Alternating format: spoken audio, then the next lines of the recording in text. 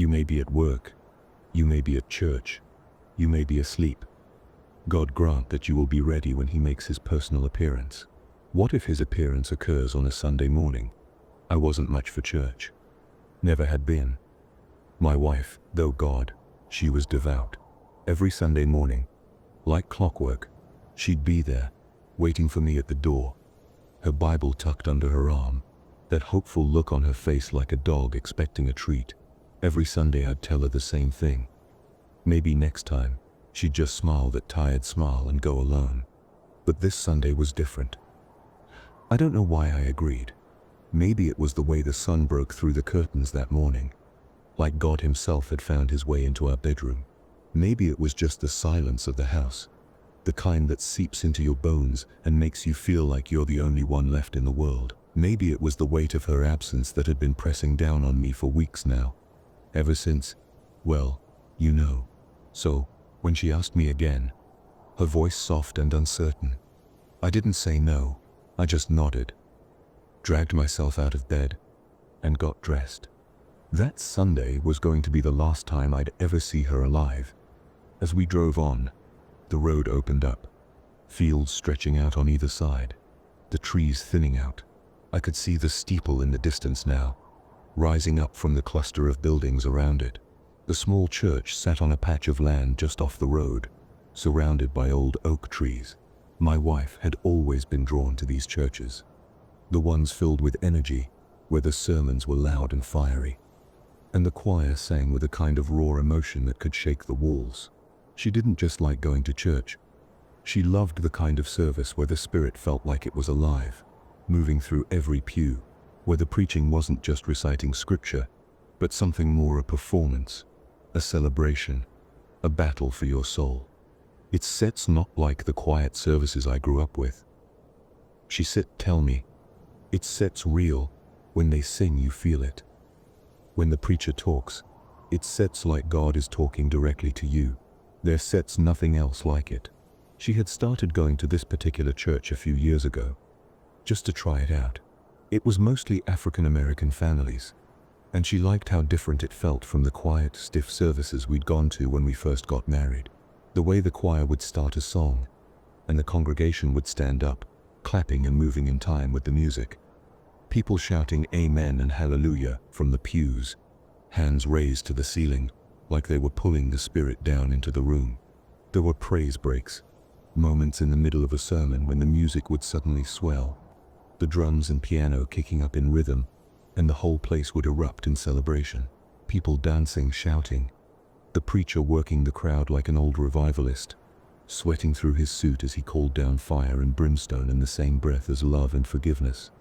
My wife loved that. She said it was the kind of church where the Holy Spirit didn't just visit, it stayed. The tires crunched over the gravel as we pulled into the small lot beside the church. The building stood there, simple and unassuming, with faded white siding that had seen too many summers. It wasn't one of those grand, towering churches with stained glass and marble floors. No, this place was humbler, the kind of church built with hard work and faith. Not for show, but for the people who filled it every Sunday. A single cross sat at the very top, weather-beaten but still standing tall, casting its shadow over the entrance as the sun rose higher in the sky. There was a small bell tower beside it, though the bell had long stopped ringing for services. The roof was sloped, the shingles dark with age and wear, but the building itself had a sturdy, comforting look, like it had been holding people together for years. The doors were wide, painted a deep red, with brass handles that glinted in the light. A few small stained glass windows peeked out from either side, splashes of color that caught the eye but didn't overpower the plainness of the rest of the structure. Inside, I knew there would be 3 rows of pews, nothing fancy, just enough to seat the regulars and a few newcomers, the kind of seating arrangement that made sure everyone felt like they were part of the same congregation, no one too far from the action at the front. The pulpit was modest, just a wooden stand where the preacher would work his magic, and behind it the choir would be seated, waiting to fill the room with music. We stepped out of the car, the morning air still clinging to the last traces of coolness before the Texas heat kicked in. She adjusted her dress, smoothing out the fabric before taking my hand.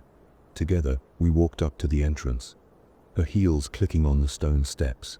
When we reached the door, she paused for a moment, turning to look at me with that soft smile of hers, the kind that said she was glad I came. I nodded, and with a deep breath, she reached for the handle.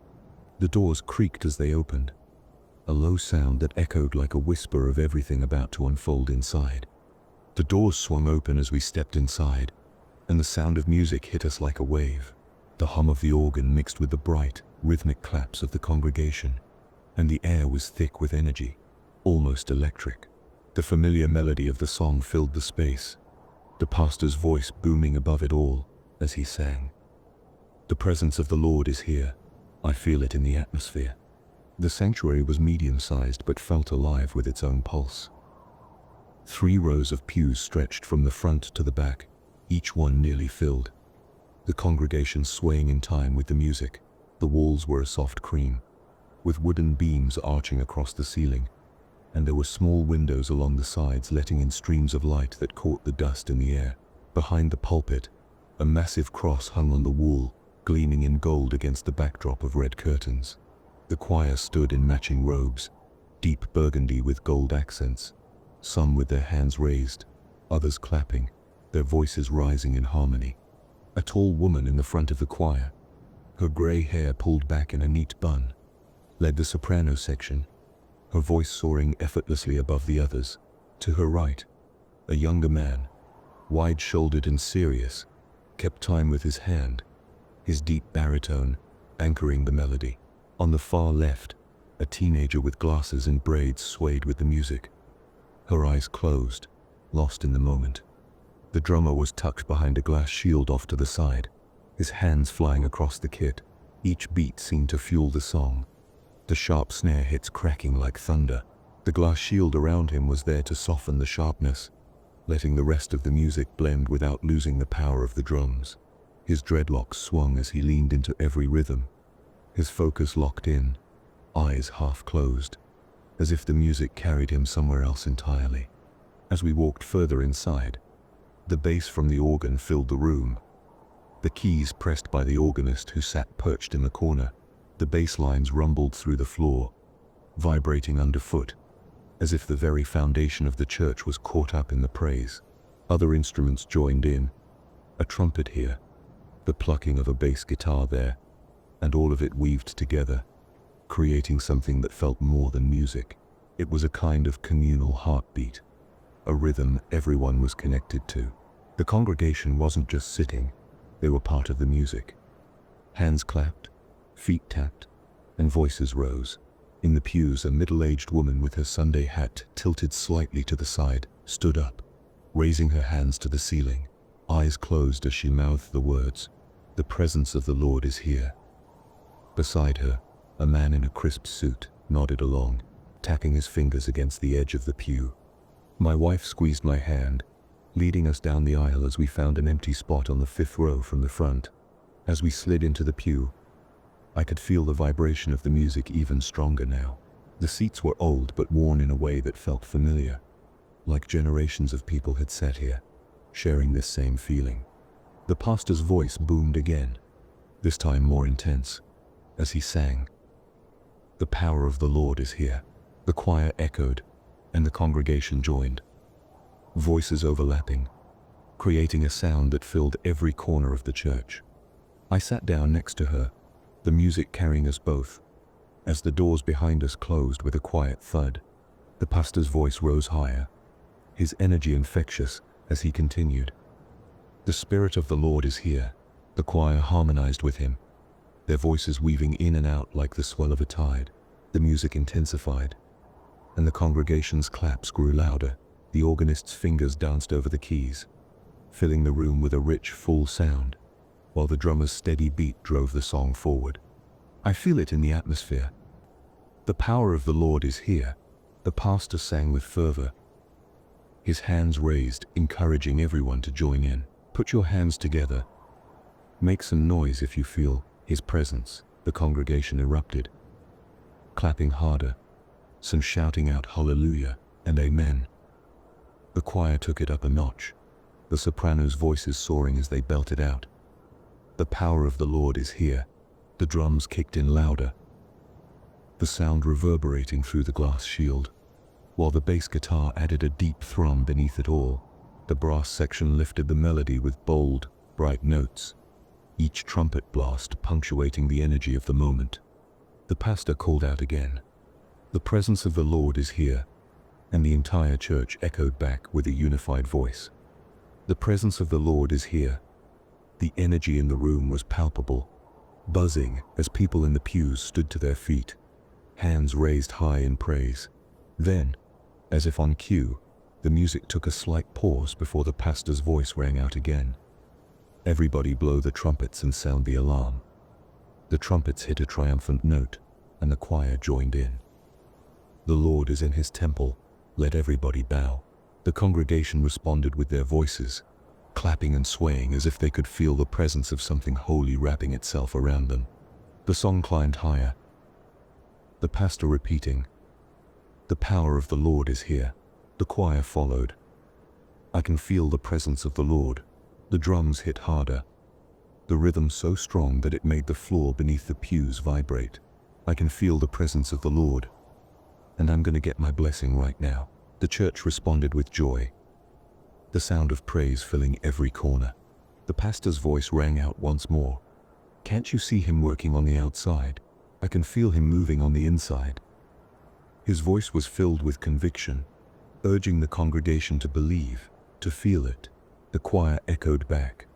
The music swelled, and people began to shout out their own praises, some standing in the aisles, hands raised, swaying with the music. As the final chorus neared, the pastor led one last powerful call. "I can feel the presence of the Lord, and I'm going to get my blessing right now." The choir, the instruments, and the congregation all came together in one glorious crescendo, filling the church with a sound so full and vibrant it seemed to lift the very air around us. The song reached its exhilarating climax as the drummer struck the cymbals with a final resounding crash, perfectly timed with the organ's last powerful chord. The choir's harmonies intertwined beautifully with the instruments, creating a vibrant tapestry of sound that enveloped the church. With that, the song wrapped up like a beautifully tied bow, leaving the congregation buzzing with energy and spiritual fervor. As the last notes faded, the pastor stepped forward, his voice cutting through the lingering echoes. "Does anyone else feel the presence of the Lord?" he exclaimed, his tone rising high above the hushed atmosphere. The drummer continued to punctuate his words with rhythmic beats, while the organist skillfully smashed the keys, intertwining their sounds into a celebratory crescendo. "I didn't hear you," I said. "Did anyone else feel the presence of the Lord?" he yelled, the power of his voice igniting the congregation once again. "Hallelujah," he cried out, his passion reverberating through the sanctuary, igniting a wave of enthusiasm among the people. As the pastor's hallelujah echoed through the room, the atmosphere shifted. The initial excitement slowly transformed into a palpable energy, with individuals still shouting hallelujah in response, their voices a chorus of praise filling the air.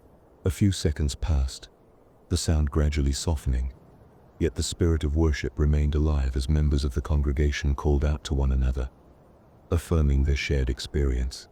Finally, the exuberant shouts subsided into an eager anticipation, and the pastor held up his hands, beckoning for silence. The soft rustle of movement filled the air as people settled into their pews, their eyes fixed on him. With a warm smile and a commanding presence, the pastor began to speak, his voice steady and inviting. "Beloved, today we gather not just to feel his presence, but to understand the power that comes with it." As he continued, the church transformed from a whirlwind of sound and movement into a sanctuary of focused attention, ready to receive the message that would inspire their hearts and souls. The pastor stood tall at the pulpit, his presence commanding our attention. I could feel the energy in the room shift as he grasped the edges of the lectern, leaning slightly forward, his voice resonating with fervor. "Beloved," he began, his voice rich and powerful. "Today I want to speak to you about a divine promise woven into the very fabric of our faith. It's a promise of transformation, a promise of glory, a promise of our Lord's return. When I read the text, amidst all the powerful truths laid before us, it was the word "when" that captivated me most. When, the moment that changes everything. When, the promise of rapture. A sense of anticipation filled the air, and I leaned in, captivated by his words. The pastor paused, scanning our faces, and I noticed a few heads nodding in agreement, while others clutched their Bibles tighter. Anticipation building, he raised his hands, palms upturned, inviting the Holy Spirit to fill the room. Let me tell you, church, there is a day coming when the skies will split open, and the Lord will descend. When's not just a word, it's a promise that fills us with hope and anticipation. His voice grew stronger with urgency. You see, the Lord knows when he will call his people home. The congregation began to stir, murmurs of agreement rippling through the crowd. Some raised their hands, a few calling out, "Amen." My heart raced with excitement as the atmosphere crackled with energy. It is comforting to say, the Lord knows when. Especially in a world filled with chaos and uncertainty. We turn on the television, and we see calamity and confusion. The signs are all around us, and there's a growing sense of urgency in our spirits, a realization that the time is drawing near. I felt the weight of his words sink deep into my chest, resonating with the anxieties I had been grappling with. The pastor's brow furrowed with seriousness, and his voice lowered slightly as he continued. We sit on the edge of our seats, asking, are we there yet? Are we nearing the moment of his return? He stepped away from the lectern, moving closer to the front of the stage, his gestures emphasizing his sincerity. I could see the passion in his eyes, and it stirred something within me, a longing for certainty amidst the chaos. But let me remind you, dear ones, it's not about knowing the hour or the day. What matters is that we know who holds the wheel of this divine journey. I shifted in my seat, feeling a sense of reassurance wash over me. It was true. As much as I wanted answers, the important thing was faith in his plan. Our Father in heaven has a plan, a perfect timing. And while we may not know exactly when that moment will come, we can be assured that it is certain. He extended his arms wide, embracing us all, just as children trust their parents in the back seat of a car. We can rest in the knowledge that our Heavenly Father has the map, the strategy, and the timing perfectly set. I closed my eyes for a moment, envisioning the journey he described. Could I trust him to navigate the uncertainties of my life? Are we there yet? I don't know if we're at the end of our trials, the culmination of our suffering, or if the harvest is upon us. But I do know that the one who holds our future is faithful, he said, his voice steady and reassuring.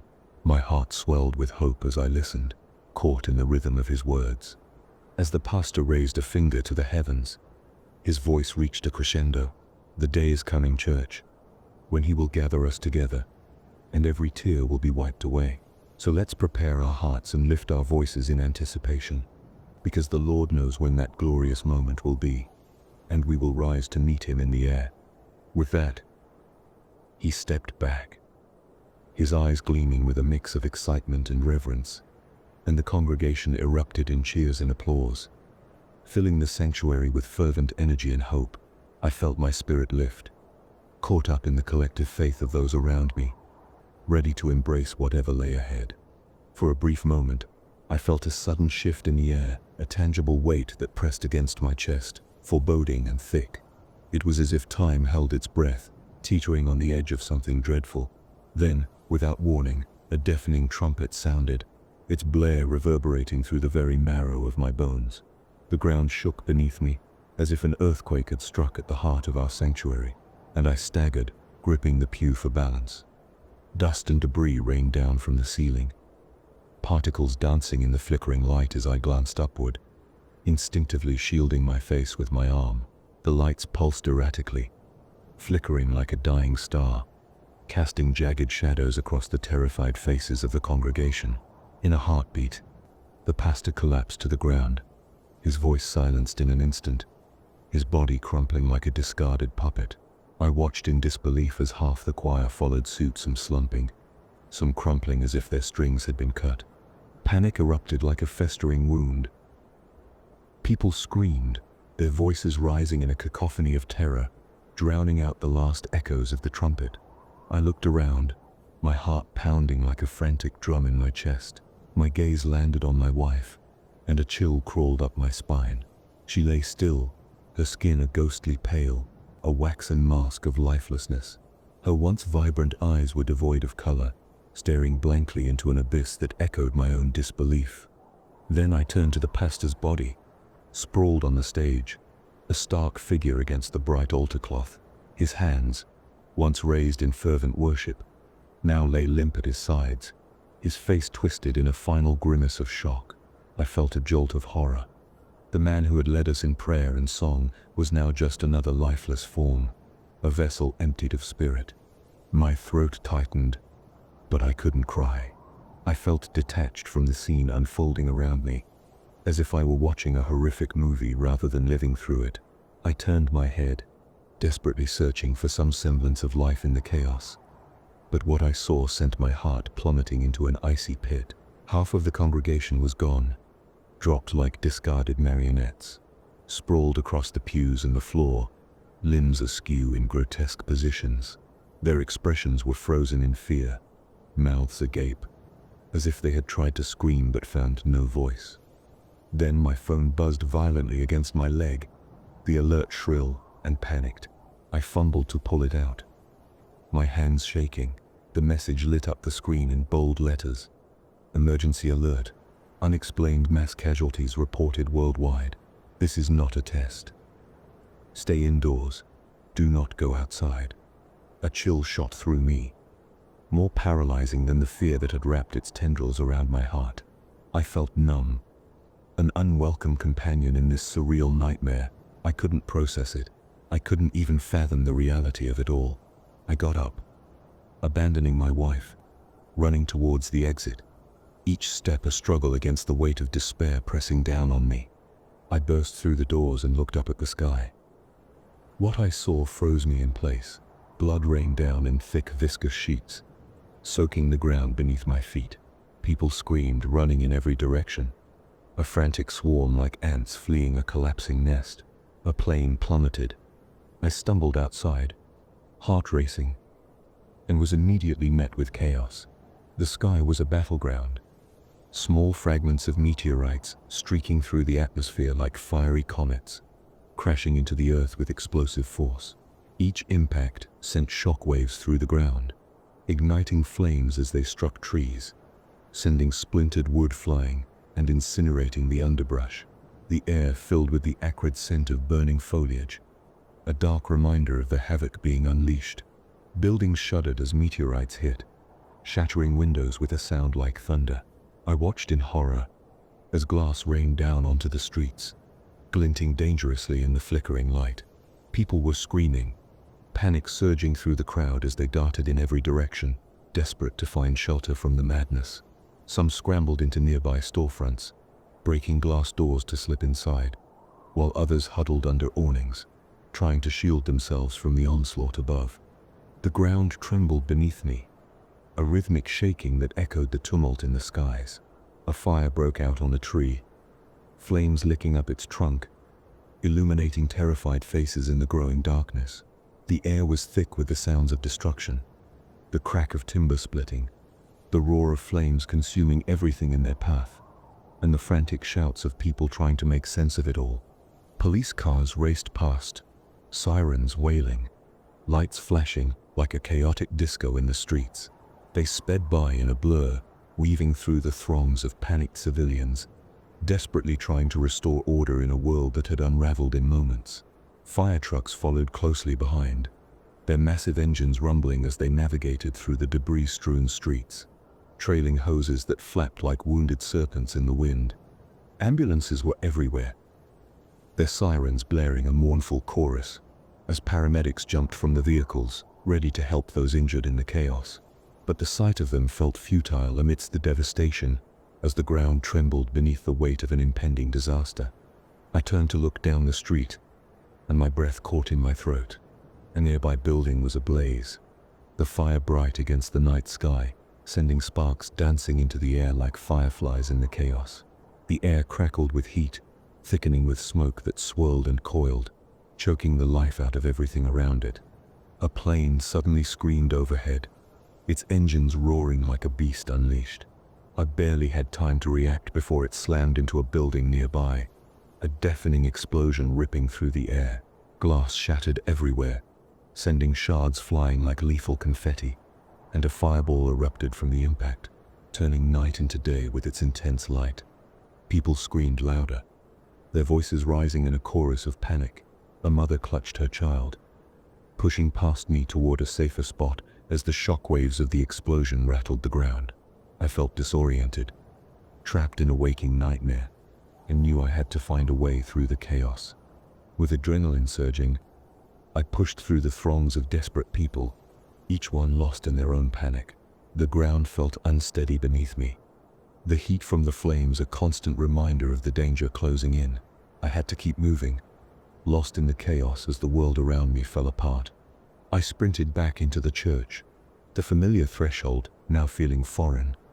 Steeped in the aftermath of an unimaginable disaster, the chaos from outside seeped into the sanctuary, mingling with the lingering echoes of the previous pastor's voice and the remnants of worship. The air was thick with smoke and fear, a disorienting haze that clawed at my throat as I stumbled through the open doors. Inside, the sanctuary was eerily quiet, a stark contrast to the mayhem just beyond the walls. The dim, flickering emergency lights cast long shadows across the pews, highlighting the faces of the few remaining souls gathered in the space. I could count around 20 people, scattered and disoriented, some kneeling in prayer, while others remained frozen, their bodies trembling with the weight of grief. I spotted a woman cradling a child in her arms, tears streaming down her cheeks as she rocked back and forth. Nearby, a man knelt beside his partner, his hands gripping their lifeless form, his sobs echoing through the silence, a haunting lullaby of sorrow. Others huddled together, embracing their loved ones who had succumbed to the chaos, clinging desperately to the remnants of life that still flickered in the sanctuary. Then, I saw him, the other pastor, still alive, standing at the front, his figure a desperate silhouette against the flickering emergency lights. His face was pale, eyes wide with horror, as he scanned the room, taking in the frantic energy that had invaded his once peaceful domain. "It sets over," he yelled into the microphone, his voice cracking with desperation. The sound echoed off the walls, a harbinger of despair. "Reset's all been left behind."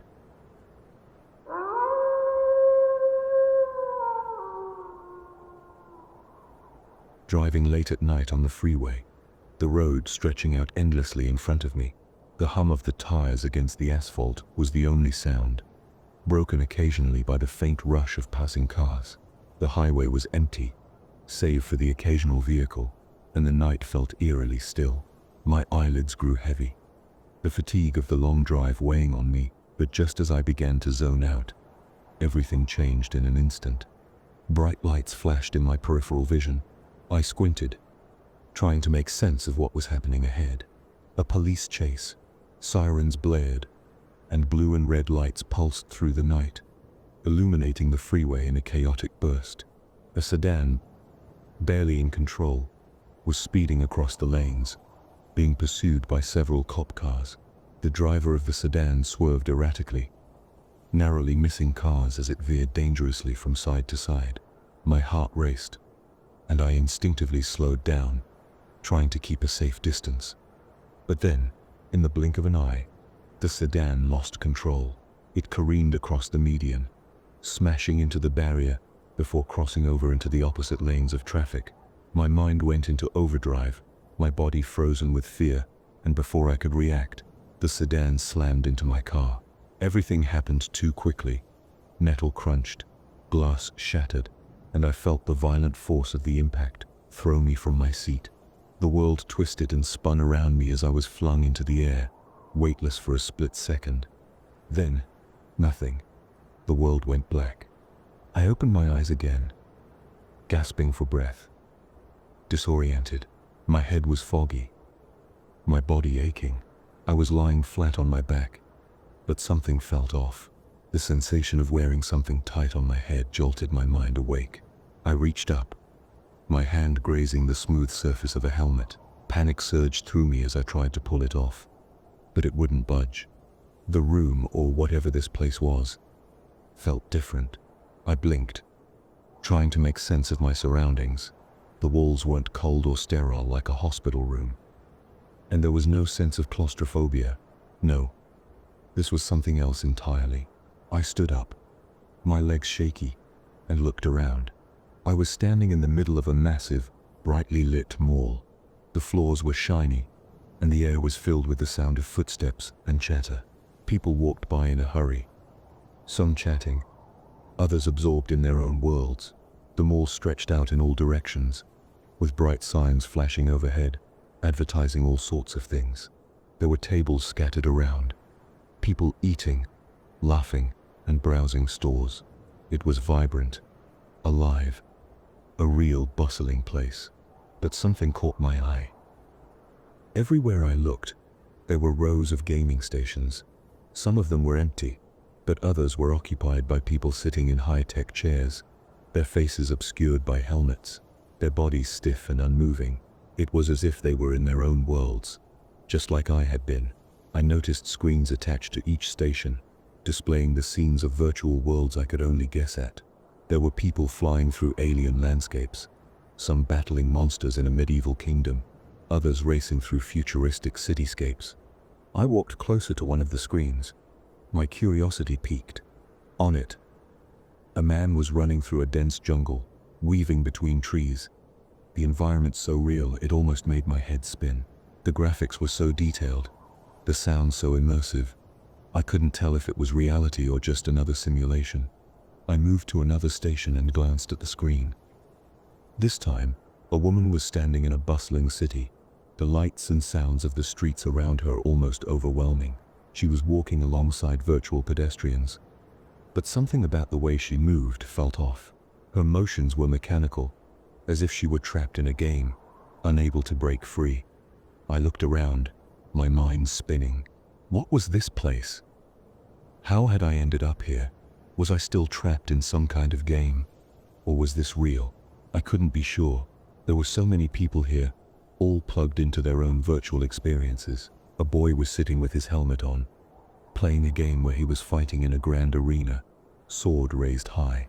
Another person was interacting with a digital pet, feeding it in a world that looked like a peaceful countryside. A group of teenagers laughed as they played a virtual racing game, their movements jerky as they steered their cars through a neon-lit racetrack. It was like a massive arcade, but far more advanced than anything I had ever seen before. Virtual reality was no longer just a game. It was a place where people could lose themselves, escape reality. But why was I here? Had everything that happened, the crash, the confusion, been a part of this simulation? I reached up to touch my helmet again, feeling the cool surface, the tight grip around my head. I needed answers, but I had no idea where to start. My heart pounded in my chest as I realized the horrifying truth. I wasn't in the real world anymore. I was in a simulation within a simulation, and I didn't know how to escape. Then, a screen above one of the stations caught my attention. The words "Game Over" flashed across it in bold letters, followed by a prompt "Virtual Reality." I froze, my breath catching in my throat. Was this a game? Had everything been part of it? The crash, the sudden shift from the highway to this strange place, it all felt too real. But maybe it wasn't. Maybe none of it was real. I reached for the helmet again, my hands trembling, and in one swift motion, I pulled it off, yanking it away from my head. Everything went black again. When I woke up, I was lying in a hospital bed. The sterile smell of antiseptic filled the air, and the soft beeping of machines surrounded me. My body ached, and my head felt heavy. But this time, the sense of reality was undeniable. I wasn't in a simulation anymore. I was back. The sensation of the helmet in my hands was gone. The vibrant mall, the chaotic virtual world had faded away like a bad dream. For a moment, I lay there, trying to piece it all together. Had it been a game, a simulation within a simulation, or had I just imagined it all? The answer didn't matter. I was back in the world that I remember, better or worse. The doctor stood at the foot of my bed, a smile on his face. His eyes met mine, and he said simply, "Welcome back to the land of the living."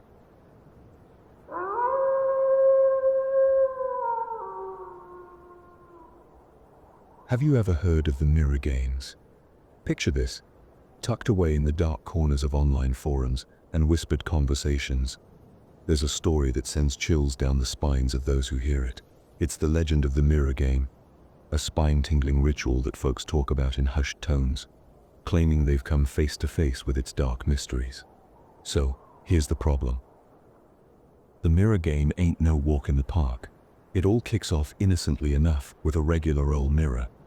But what follows is anything but ordinary. If you're brave or foolish enough to give it a shot, you'll need 4 sleeping pills apparently. They're key to the weird stuff that happens next. Once you're all set, it's time to dive in. You start by whispering some ancient words, the kind that make the hair on the back of your neck stand up. They say these words wake up the mirror version of you, bringing it to life in a seriously spooky way. At first, it's subtle, a flicker here, a shadow there, but as the game goes on, things start to get real creepy. The reflection in the mirror starts acting like it's got a mind of its own, giving you these bone-chilling smiles and gestures that feel way too real. But hold on to a crucifix, because the mirror game isn't all fun and games. The deeper you get, the scarier it gets. Some say the thing in the mirror starts getting downright nasty, like it's trying to trap you in its world. And let me tell you, the folks who've been there and back, they've got stories that'll make your hair stand on end. If you're smart, you'll steer clear of this one. But if you're feeling brave, just remember, once you're in, it's tough to get out. And even if you do manage to escape, you'll never look at a mirror the same way again. Here is one story of a teenager who played the mirror game. Yes, it's real, and it's not very popular yet, but it can be proven if you play it yourself. But I beg you, don't do it. I'm not going to explain all the steps for people's safety, but I'll mention a little. In the shadows of an old church, hidden away in a forgotten storage room, a teenage boy stumbled upon an ancient tome that would change his life forever. The weathered pages were adorned with strange symbols and cryptic writings, most of which were in a language he couldn't decipher. But amidst the Latin passages, he found one page written in English, a page that would lead him down a path of darkness and despair. It was February 20th, 1967, when the boy and his 3 friends gathered in his attic, drawn together by the promise of forbidden knowledge. With trembling hands, he recited the incantation from the book, each word sending shivers down his spine. As the final syllable fell from his lips, a hushed silence enveloped the room, broken only by the faint sound of his racing heart. Following the instructions laid out in the ancient tome, they positioned 2 mirrors opposite each other, their reflective surfaces poised to capture the unseen. With bated breath, they waited, watching for any sign of movement in the mirrored images that surrounded them. And then it happened, a subtle shift, a barely perceptible movement that sent a chill coursing through their veins. One of the reflections moved, its head tilting ever so slightly in response to the boy's invocation. In that moment, the air grew heavy with an otherworldly presence, and the boy knew that they had awoken something beyond their understanding. What followed was a descent into madness, a nightmare from which there was no waking. The once bright-eyed teenager became consumed by darkness, haunted by visions that tore at his sanity. His friends, too, were not spared from the horrors unleashed by their reckless curiosity. In the end, the boy's mind could no longer bear the weight of the secrets he had unearthed. In a moment of desperation and despair, he took his own life, leaving behind only a journal detailing the horrors he had witnessed, and a warning to those who dared to follow in his footsteps. And so, the tale of the mirror game became a cautionary legend, whispered about in hushed tones by those who knew of its dangers. For in the shadows of the unknown, there are forces beyond our comprehension, forces that should never be disturbed.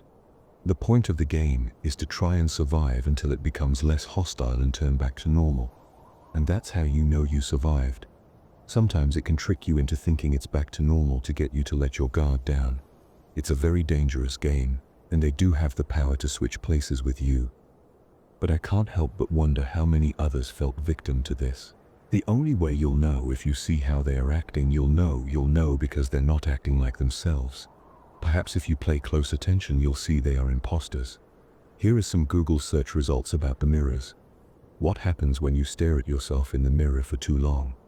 In normal observers, gazing at one's own face in the mirror for a few minutes, at a low illumination level, produces the apparition of strange faces. Observers see distortions of their own faces, but they often see hallucinations like monsters, archetypical faces, faces of relatives and deceased, and animals. Why shouldn't you sleep with a mirror next to you? Some suggest avoiding them altogether, while others recommend positioning them away from the bed. Oh, this advice is rooted in the notion that mirrors have the power to reflect and intensify both positive and negative energy, potentially interfering with sleep quality. What is catoptrophobia? Someone with catoptrophobia will have an abnormal and irrational fear of mirrors that results in fear, anxiety, panic, and distress. If they see a mirror or think about seeing a mirror, negative thoughts and feelings are likely to be further exacerbated if they see their own reflection in the mirror. There is a psychological phenomenon called mirror movement illusion, or mirror touch synesthesia, where individuals perceive their mirror reflection as not moving in sync with their own movements. This can occur in conditions such as mirror touch synesthesia, where individuals experience a merging of visual and tactile sensations, leading them to feel the sensations observed in others, including their own mirror image. All these things are what I explained in the story. They try and tell people they are crazy and have a mental disorder, but that's not the case. When you hear about strange things in the mirror, or odd mirror movements like your reflection not acting right, or recordings of it, that's the thing I'm warning you about. Do not play games with it, and don't try to communicate with it, because the second you do any of that, it's all over. And if it's too late for you, the best thing I can tell you is to stay away from anything that is reflective. Do not fall asleep near anything that is reflective. Cover anything reflective if you can. It could switch places with you, and you could be trapped. I don't know how to reverse it. The best thing I can tell you is to stay away from the mirror game. Do not tempt the creature in the mirror. The entity in the mirror is very self-aware of you. And I promise you, you do not want to play the mirror game. Do not try to trick your reflection to make your reflection to act unnaturally in the mirror. Do not try to trick your reflection to messing up, it will harm you. This is my warning. Share this warning with everyone you love. Family, friends, cousins, brothers, anyone. Or if you feel like your loved one is in danger, or you saw your reflection not acting how it should, cover your mirrors. Do not sleep near any mirrors. Do not go anywhere that has reflections. Do not play the mirror game at any circumstances.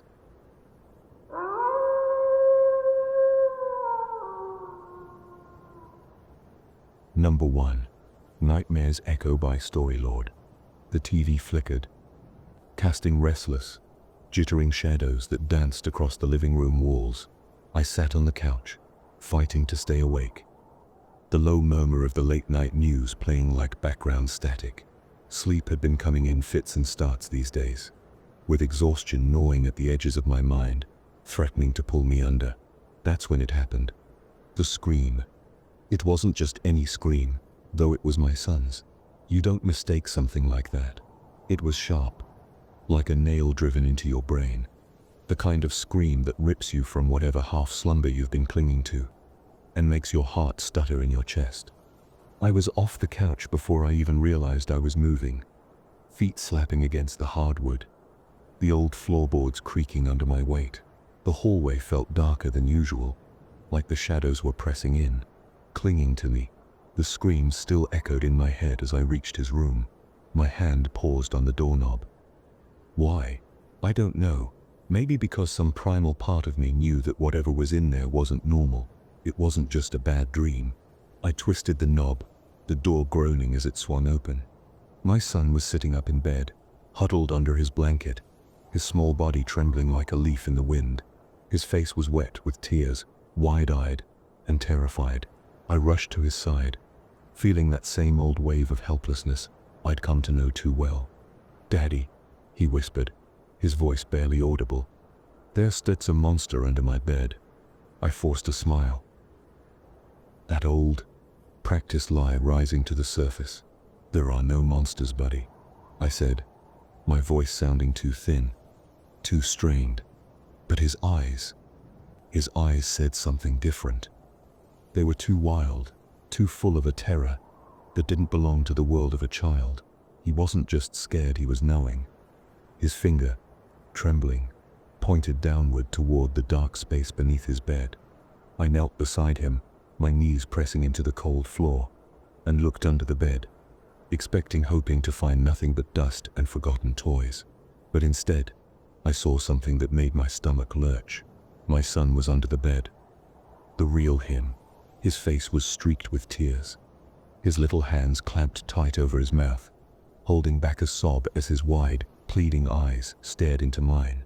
He removed his hands just long enough to whisper, "Daddy, there sits a monster on my bed." My throat tightened. I slowly looked back up, knowing what I was about to see but praying I was wrong. Sitting on the bed was the thing. The thing that looked like my son, but wasn't. It sat there with a strange, almost mechanical stillness. Its head cocked at an unnatural angle. Its skin was pale. The kind of pale that doesn't belong to anything alive. And its eyes, Jesus, those eyes. They were nothing but dark, empty voids, sucking in the light around them, swallowing it whole. And that smile. That twisted, impossible smile that stretched far too wide across its face, showing rows of jagged, needle-like teeth, each one glinting in the faint moonlight streaming through the window. The thing moved, its body jerking in sharp staccato motions, like a marionette controlled by invisible strings. Before I could react, it lunged at me. Its long, clawed fingers clamped around my throat, cold and impossibly strong, pinning me to the floor. My mind screamed, but no sound came out. It held me there, those hollow eyes staring down at me, and then it did the unthinkable. Its other hand, those filthy blackened claws, reached for my face. I felt the sharp, bone-like nails dig into my skin, ripping through the flesh with a sickening wet sound. It tore into me, peeling the skin from my face, like a butcher skinning an animal. The pain was beyond anything I could have imagined. White hot, blinding.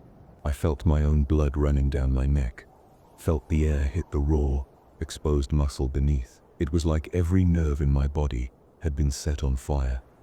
My vision swam, and the room tilted as my own face. My face was ripped apart in a frenzy of violence. I wanted to scream, but my voice was caught in my throat. All I could do was gurgle, blood filling my mouth, choking me. My hands flailed uselessly, trying to fight back, but the thing was too strong. It loomed over me, its teeth bared in that grotesque rictus grin. And then, I woke up, just like that. I sat bolt upright on the couch, gasping for air, drenched in cold sweat. My heart was hammering in my chest, the adrenaline still pumping through my veins. The TV was still on, the light flickering, throwing more of those damn shadows across the room. For a second, I just sat there, breathing hard, trying to make sense of it. It had been a nightmare, just a nightmare, but God, it had felt so real. Instinctively, I reached up and touched my face, expecting to feel the slick, torn mess I'd just experienced. But no, my face was intact, whole. I let out a shaky breath, relief flooding through me. That sense when I heard it. The scream. It was my son again. His terrified cry echoed down the hallway, the same blood-curdling sound that had torn me from sleep in the first place. My stomach dropped. This time, it wasn't a dream. I stood, every step toward his room heavy, as if the air itself was thick with dread. The door was ajar, just a sliver of darkness waiting for me. I knew, in the pit of my soul, that whatever had been in my dream wasn't just in my head. It was still here. God help us both. Number 2. 3:33 a.m. by Storylord. The boys' sleepover Had the kind of wild energy that only middle school kids could muster, laughing so hard your stomach hurt. Pillow fights that left feathers in your hair, and ghost stories that weren't scary until the lights went out. I'd rolled into my sleeping bag sometime after midnight, my face glowing with the soft blue light of my phone screen, as I mindlessly scrolled through dumb memes and TikToks.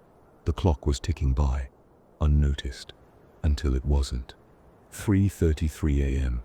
I don't know why the sight of those numbers, those 3 goddamn numbers, made my skin prickle. But they did.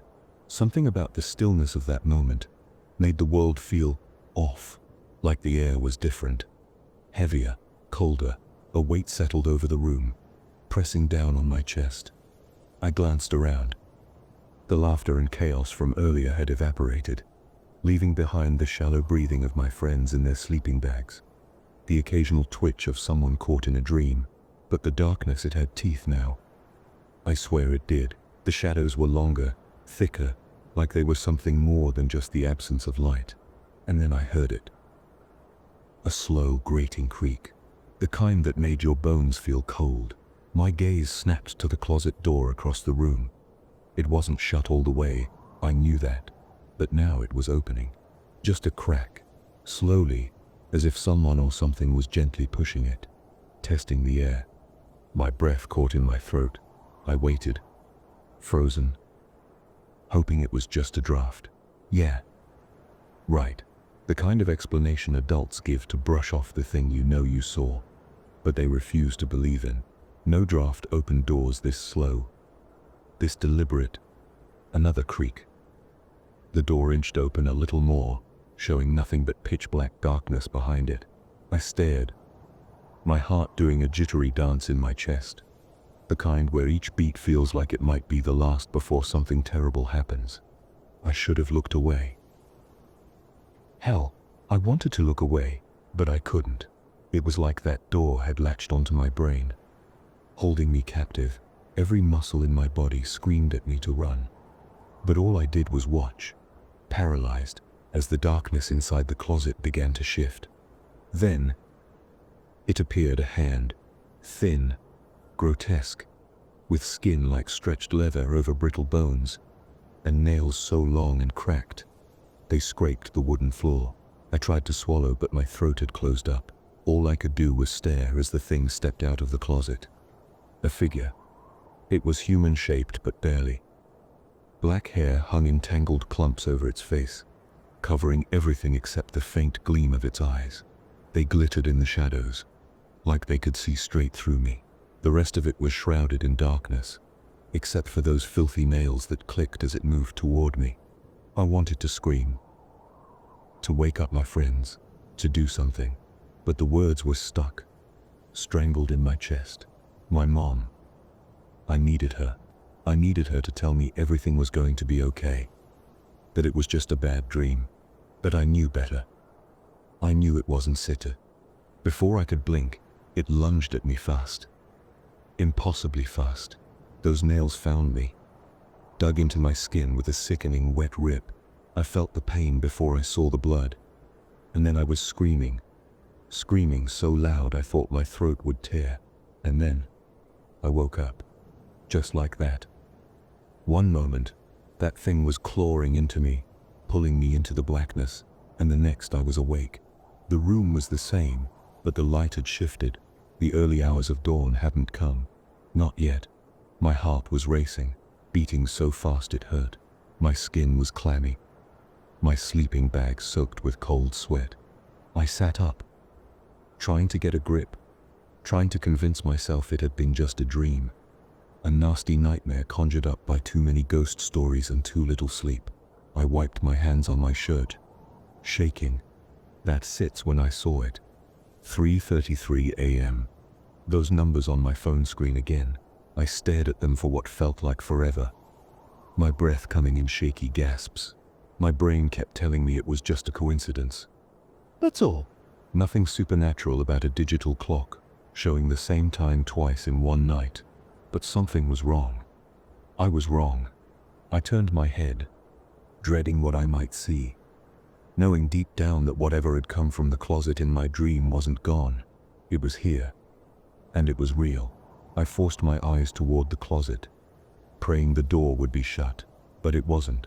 It was open, wide open, and from inside, something moved. Something was waiting. Then, I heard it again. The creak, the slow, deliberate groan of the closet door creeping open. All over again. Number 3. Title: The Dancing Man by Storylord. I am 15 years old and live right down the street from 7-Eleven. It's about 2 minutes away, and it's 9 p.m. I am lying on the couch, watching TV, when suddenly I start craving snacks. I get up to check the pantry, only to find it empty, except for 2 bags of Cheetos, which I don't like. I head to my room to check my wallet, and find that I have about $10, knowing I can buy plenty with that amount. I decide to put on my shoes and walk to the store. "Mom, I'll be back." "I'm going to the store," I yell out. I slide on my Crocs and grab the keys, locking the door on the way out. Since I live in an apartment complex on the top floor, I walk down the stairs and exit through the gate. It's quiet at this time, and the chilly air prompts me to grab my headphones and plug them into my phone to listen to music on my way. Finally, I arrive at 7-Eleven. The store is empty, with only 2 cars parked outside. I walk in, and am welcomed by the doorbell. I head to the snack aisle, and pick up 2 bags of Takis and 3 packages of Reese's. There's already a man at the front, so I wait behind him as he pays for his beer and a pack of cigarettes. He appears to be in his 40s. "That'll be $4.99, the cashier says to the man. After he pays, it's finally my turn. I place everything on the counter. The cashier scans them and says, "That'll be $8.20. I give him the money, and he puts the items in a bag. "Be careful, have a safe trip," the cashier says. "Thank you, goodbye." As I walk on the sidewalk, there are no cars, and it's chilly. I feel eerie as I see a man in the distance walking towards me. I can't make him out clearly, and when he stops and doesn't move, I stop too. Looking around, I see no one else. No cars, no people, just that one man in the distance, standing there. Something feels off, not right. After what feels like forever, I take a step back, and he starts dancing. His dancing is odd. I've never seen anyone dance like that before. He looks like he's wearing a dirty red suit with a top hat and holding a walking stick. I can't see anything else but his clothing style, as he dances as if it's some sort of show. As he dances, he moves forward toward me, and my heart sinks. I can hear my heart beating loudly in my ears as he dances closer with a sinister, creepy smile. I feel trapped, as if my bones have locked up. He gets even closer, and I can make out his face, his baggy eyes, wrinkly and dirty face, and that sinister smile. I take off running, looking back as he chases after me. He's gaining on me, so I head towards the 7-Eleven store. I run so fast that I make it to the parking lot and burst through the door. I fall to the floor, out of breath. Grabbing my chest, the cashier looks concerned. "Are you okay?"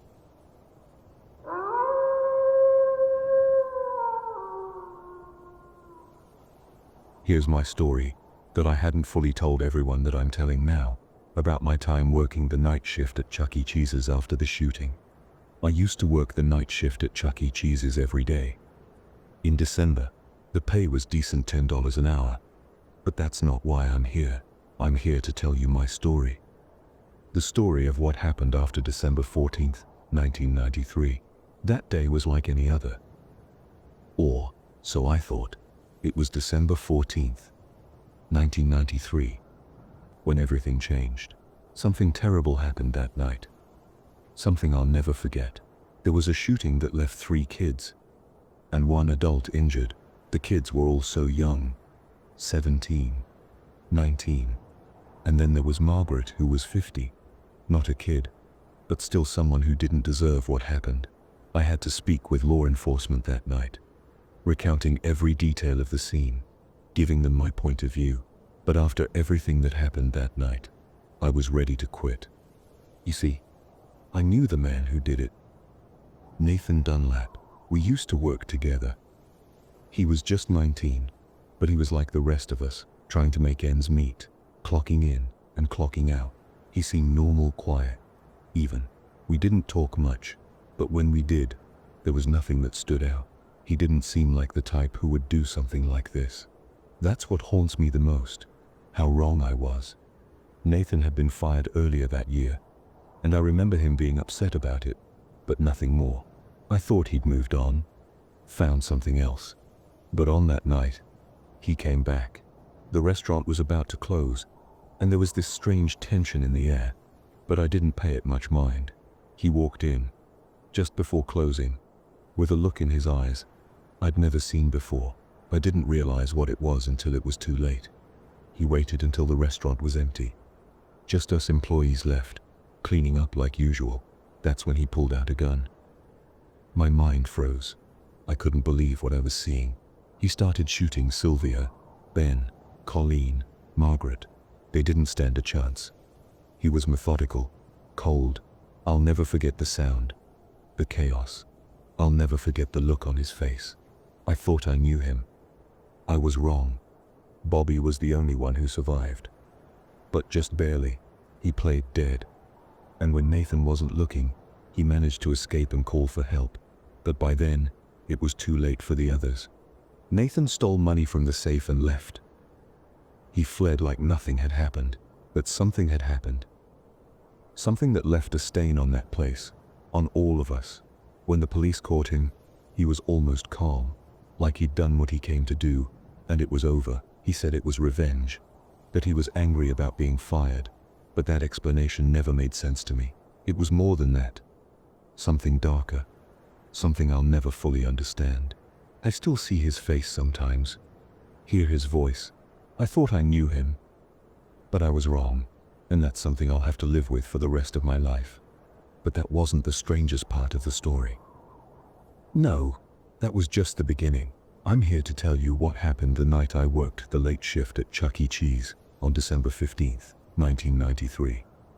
I was gonna quit. After everything that happened, I was ready to walk away, but they made me an offer I couldn't refuse, $30 an hour. They were desperate, and I needed the money, so I agreed to work one last time. What happened that night shook me to my very core. Driving down the road to Chuck E. Cheese's, I couldn't shake the haunting replay of the shooting from my mind. It was as if the images of that night were burned into my memory, looping endlessly. I was afraid, my nerves frayed, but the offer of $30 an hour was too tempting to ignore. As I pulled into the parking lot, the once familiar neon sign now felt cold and distant, its flickering lights casting a pale, ghostly glow over the empty space. The darkness seemed to swallow the building whole, leaving it eerily silent, except for the occasional rustle of leaves in the breeze. The sense of abandonment was almost palpable. I parked in my usual spot, the engine's hum fading into the stillness of the night. The quiet was unsettling, and I felt a chill despite the relatively mild weather. Stepping out of my car, I closed the door with a soft thud that felt unnaturally loud in the quiet. I fumbled with the keys, my hands shaking slightly as I walked toward the entrance. The restaurant's exterior lights were off, casting long, sinister shadows that seemed to stretch and move with each step I took. The usual comforting glow of the Chuck E. Cheese's sign was replaced by a foreboding darkness. I approached the door, the metal handle cold under my grip. As I unlocked it, the faint creak of the hinges echoed ominously through the empty lot. The interior was a stark contrast to the bright, bustling place it had once been. The lights inside were off, and the vast space seemed cavernous and oppressive. I flicked on the lights, but they flickered uncertainly before settling into a dim, inadequate glow. The once cheerful decorations now seemed grim and out of place, their colors muted and shadows deepened by the feeble illumination. Every sound seemed amplified in the quiet. The hum of the ancient air conditioning system, the occasional drip of water from a leaky pipe, and the soft scurrying of unseen creatures in the walls. I took a deep breath, trying to steady myself, but the eerie atmosphere made it clear. This night would be anything but ordinary. Putting the keys into the lock, I turned it with a heavy feeling in my gut. As I pushed the door open, a chill ran down my spine. The building was shrouded in darkness. The dim light from the street lamps outside, barely penetrating the interior. The once vibrant animal animatronics were now mere silhouettes in the gloom. Their outlines loomed large and distorted, their vacant eyes glinting ominously in the faint light. They had always creeped me out. Their jerky mechanical movements and the unnerving way they seemed to watch you, even when they were perfectly still. As I stepped inside, my footsteps echoed loudly in the empty space, amplifying the silence that surrounded me. The familiar, almost comforting noises of the restaurant were replaced by an unsettling quiet. The animatronic's stationary forms seemed to cast long, twisted shadows across the floor, adding to the already eerie atmosphere. The sense of their watchful presence made the darkness feel even more oppressive. I walked briskly down the hallway toward the security office, eager to escape the oppressive darkness. The hall was dimly lit, and every step I took seemed to amplify the eerie silence around me. The security office was a small windowless room tucked away from the main dining area. It was cluttered with old monitors and outdated equipment, giving it a somewhat disheveled and neglected appearance. The walls were adorned with a mix of peeling wallpaper and hastily taped up notices, some of which were reminders of past incidents and outdated safety protocols. A large, metal desk dominated the room, its surface strewn with various papers, a few old coffee mugs, and a clutter of dusty cables. An old swivel chair, its faux leather cracked and worn, sat in front of the desk, facing the row of monitors that displayed the feeds from the restaurant's security cameras. The screens flickered intermittently, casting an eerie, stuttering glow across the room. The dim light from the monitors was the only source of illumination, creating long, shifting shadows that danced around the walls. The air was cool and stale, with a faint, musty smell that lingered from years of accumulated dust. A small fan whirred quietly in the corner, doing little to dispel the sense of unease that filled the room. I took a deep breath and settled into the chair, trying to focus on the tasks at hand while the darkness outside seemed to close in around me. I looked at the monitor in front of me, its screen dark and lifeless. I reached over and flicked a switch, and the monitor came to life with a soft hum. The security cameras began to feed live footage onto the screen, each camera view slowly flickering to clarity. The monitors showed static at first, then gradually resolved into the familiar, albeit unsettling, images of the restaurant's various angles. The main dining area appeared empty and forlorn, with tables and chairs scattered in disarray. The arcade games stood still, their once vibrant colors now muted in the dim light. In the top corner of the screen, a live feed of the entrance showed the door I had just come through, its shadowy frame contrasting sharply with the rest of the room. The cameras seemed to capture every corner of the space, though the shifting shadows and occasional glitches in the feed made it difficult to shake the sense of unease. As I scanned through the different camera angles, I couldn't shake the feeling that something was off. The restaurant, usually so full of life and noise, now felt hauntingly empty, and the monitors seemed to magnify the silence that enveloped the place. Sitting in the chair, I tried to relax and let the hours slip by, but time seemed to stretch endlessly. The clock on the wall flashed 12:45, and I turned my attention to the monitors, trying to keep myself occupied. I focused on the stage where the animatronics were supposed to be. The feed from the camera showed the stage in its usual state, still and silent. The animatronics were positioned in their usual spots, motionless in the dim light. But then something caught my eye. The head of the mouse animatronic Chuck E. Cheese himself seemed to shift. It was subtle at first, just a slight movement that made me question my eyes. The camera angle was distorted by the low light, but it looked as if the head was turning directly towards the lens.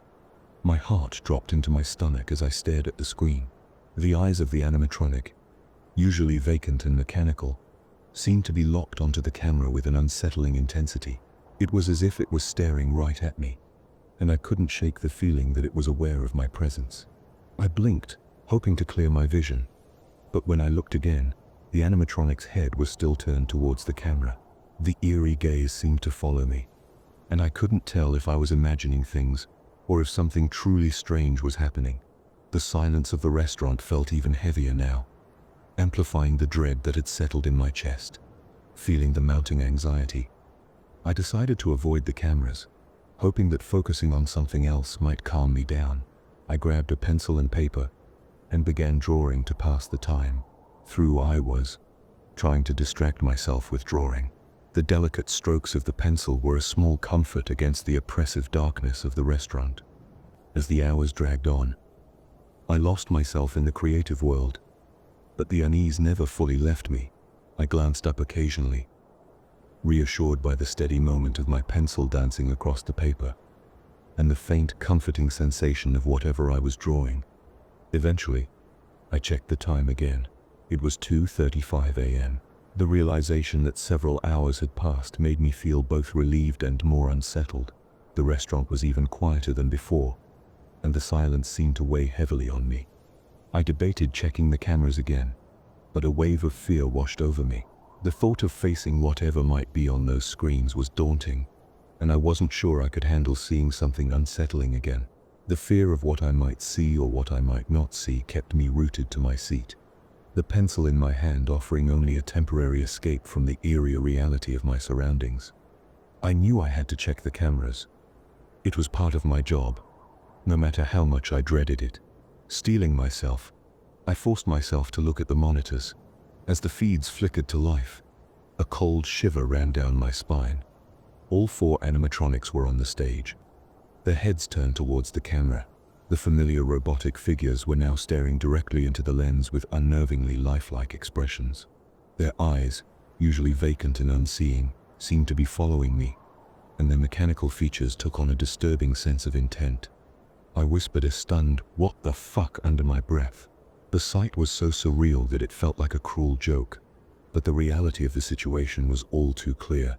The hairs on my arms and neck stood on end as the eerie stillness of the scene filled me with a deep, unsettling dread. The animatronics just sat there, their eyes fixed on me, unblinking and unmoving.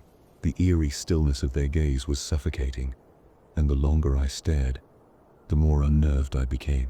Every instinct screamed at me to run, to escape the oppressive, nightmarish atmosphere of the restaurant, and never look back. The thought that these mechanical figures were somehow moving or observing me unnaturally was terrifying. My mind raced with dark possibilities. Could they really be moving on their own? The notion that I might be witnessing something beyond the realm of ordinary fear made my skin crawl. A sinking feeling settled in my chest. Was this my punishment for failing to protect the others? The idea that their deaths, occurring under my watch, might be coming back to haunt me was almost too much to bear. As a security guard, I was supposed to keep everyone safe, but here I was, overwhelmed by the very things I was meant to oversee. The guilt and fear combined, making the thought of staying even more unbearable. I glanced back at the cameras, relieved to see the animatronics had returned to their usual positions, no longer staring directly at the camera. The momentary sense of relief was fleeting, though, as something nagged at the back of my mind. I quickly realized that something was wrong. There should have been 5 animatronics on stage, but now only 4 were visible. The absence of the mouse animatronic, Chuck E. Cheese himself, was unsettling. Where was he? The sight of only 4 figures instead of the usual 5 filled me with a fresh wave of anxiety. The missing animatronic seemed to amplify the eeriness of the situation, and the silence in the restaurant felt even more oppressive. I had to figure out where Chuck E. was and why he was no longer on stage. But the fear of what I might find made the thought of investigating even more daunting. I stayed perfectly still, straining to listen for any sound that might indicate someone or something approaching. The silence was thick, punctuated only by the distant hum of the restaurant's aging equipment. Then I heard it. Faint, almost imperceptible footsteps growing closer and closer to my office. Each step seemed to echo louder in my ears, making my heart race uncontrollably. The sound was steady, deliberate, and it sent a jolt of terror through me. I was on high alert, every muscle tensed, ready to bolt at the slightest sign of danger. The money I was making felt insignificant compared to the fear and dread I was experiencing. No amount of cash was worth facing whatever was creeping up to my office. My mind raced with thoughts of escape, but I couldn't shake the feeling that I was already in too deep. The voice that echoed through the office was unmistakable. "Welcome to Chuck E. Cheese's, where a kid can be a kid." It sounded eerily like Chuck E. Cheese himself, but distorted by the unsettling context. My heart pounded violently in my chest as I remained frozen in my seat, the sound of the voice chilling me to my core. The footsteps drew nearer, and then I heard the knocking at the door. The rhythmic, insistent thuds seemed to shake the very walls of the office. I had no intention of answering. The fear was overwhelming. The knocking grew louder, more urgent, and I felt trapped in a nightmare where I couldn't escape. My mind raced as I looked around the office for a place to hide. The room was small and cluttered, with no real cover to speak of. Fortunately, there were 2 doors in the room. If I was cornered, I'd have a chance to flee through the other exit. My hands shook as I planned my escape, knowing that if I needed to, I could use the second door to make a run for it. The creeping dread remained, but the thought of a possible escape route gave me a sliver of hope amidst the terror. After what felt like an eternity of taunting, the door was suddenly and violently smashed open with a single forceful push. Standing there was a towering, nightmarish figure, its features grotesquely distorted and unsettling. Without a second thought, I bolted from my chair and sprinted towards the exit, my breath coming in ragged gasps. The pounding of heavy footsteps echoed behind me, growing louder and more menacing as I ran. Glancing towards the stage, I saw the remaining 4 animatronics staring at me, and one of them was now moving to join in the chase. I burst through the front door of the building, ignoring the terrifying sight behind me. My car was just a few yards away, and I ran straight for it, fumbling with my keys as I struggled to unlock the door. I threw myself into the driver's seat, heart pounding and hands shaking, and quickly started the engine. The car roared to life, and I peeled out of the parking lot, my eyes fixed on the road ahead. As I sped away, the sense of impending danger slowly faded, though the adrenaline still coursed through me. I didn't dare look back, focusing solely on getting as far away from that nightmare as possible. The relief of escaping, even if only temporarily, washed over me, though the memory of that harrowing night would undoubtedly haunt me for a long time. Later that day, the decision was made to demolish the building. The restaurant that had once been a place of joy and laughter was now reduced to rubble. The news of the demolition was almost a relief. The place had become a haunting reminder of the terror I had experienced. I never returned to Chuck E. Cheese's again. The memories of that night and the sight of the animatronics would linger in my mind, and the thought of working there again was unbearable. The restaurant, now just a heap of debris, was a stark symbol of the nightmare that had unfolded, and it was clear that chapter of my life was permanently closed. At 65 years old, I look back on my life with a sense of fulfillment. I dedicated my career to serving as a police officer, and after many years, I've retired with pride, knowing I made a lasting contribution to my community. If there's one lesson I hope you take from my story, it's this: be the change you wish to see in the world, and remember, when it comes to your children, don't let fear hold them back. Just because one apple is rotten doesn't mean the whole barrel is spoiled. Let them experience the joy of places like Chuck E. Cheese, and trust in the good that still exists in the world.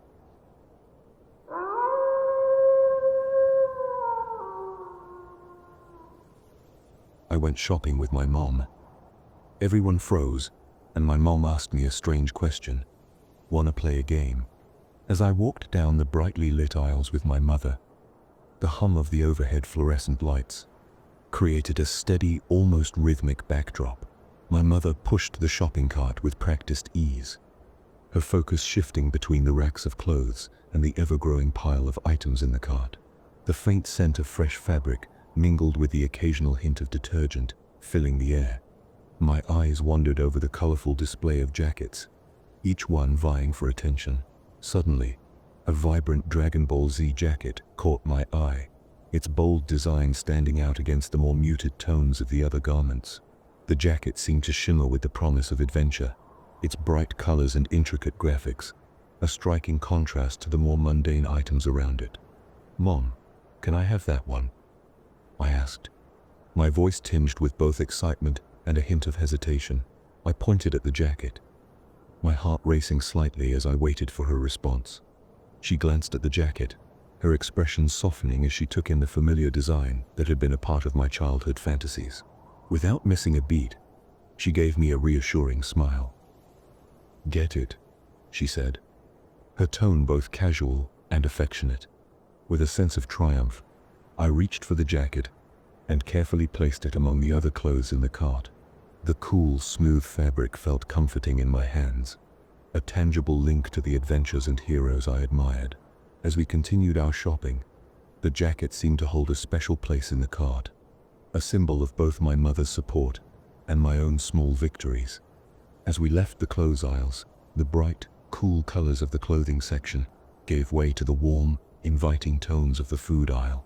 The air was filled with the aroma of fresh produce and baked goods, a comforting mix that hinted at the promise of a satisfying meal. Shelves lined with neatly arranged cans and boxes seemed to stretch endlessly before us. My mother pushed the cart along with a steady rhythm, her movements relaxed but purposeful. She began selecting items for dinner, her familiarity with the store evident in the way she navigated the aisles with ease. Turning to me, she asked, "What do you feel like eating, Jamie?" Her voice was gentle, a mix of curiosity and affection. I weighed my options, mentally sifting through the array of possible meals. Thoughts of savory dishes and comforting favorites raced through my mind until one clear choice emerged. "Can we eat spaghetti with cheese?" I asked, the image of a hearty, cheesy plate of spaghetti making my mouth water. Her face lit up with a warm, encouraging smile. "Of course," she replied, her tone both affirming and reassuring. As she continued selecting ingredients for our dinner, I felt a sense of contentment, knowing that our meal would be both delicious and a small shared joy. After we gathered everything we needed, we made our way to the checkout area. The store was bustling with the usual mix of chatter, beeping scanners, and the soft rustle of plastic bags. We stood in line behind 3 people and their kids, the line moving at its usual slow pace. Suddenly, everything stopped. At first I didn't notice, lost in my own thoughts, but then the silence became unsettling. I looked around, confused by the abrupt stillness. Everyone around me had frozen in place, their actions suspended mid-movement. A mother reached for her child, a cashier's hand hovered over the scanner, and the children in front of me were caught in mid-laugh, their faces eerily still. Time hadn't stopped, at least. Not completely. I could still see the slight sway of the jacket on my mother's back, the fabric shifting almost imperceptibly, as if caught in a faint breeze. But everyone else was unnervingly motionless, like mannequins in a bizarre display. My heart began to race, a creeping sense of dread washing over me. Was this some kind of joke? A prank? But there was no laughter, no one snapping out of it to yell, "Gotcha." Just the oppressive silence and the frozen figures all around. "Mom, you okay?" I asked, my voice shaky and uncertain. But she didn't respond, her eyes blank, staring straight ahead, as if locked in a trance. Panic gripped me as I looked around, searching for any sign that this wasn't real. But the stillness was absolute, leaving me alone in a world that had inexplicably come to a halt. Then suddenly, my mom's head turned slowly toward me.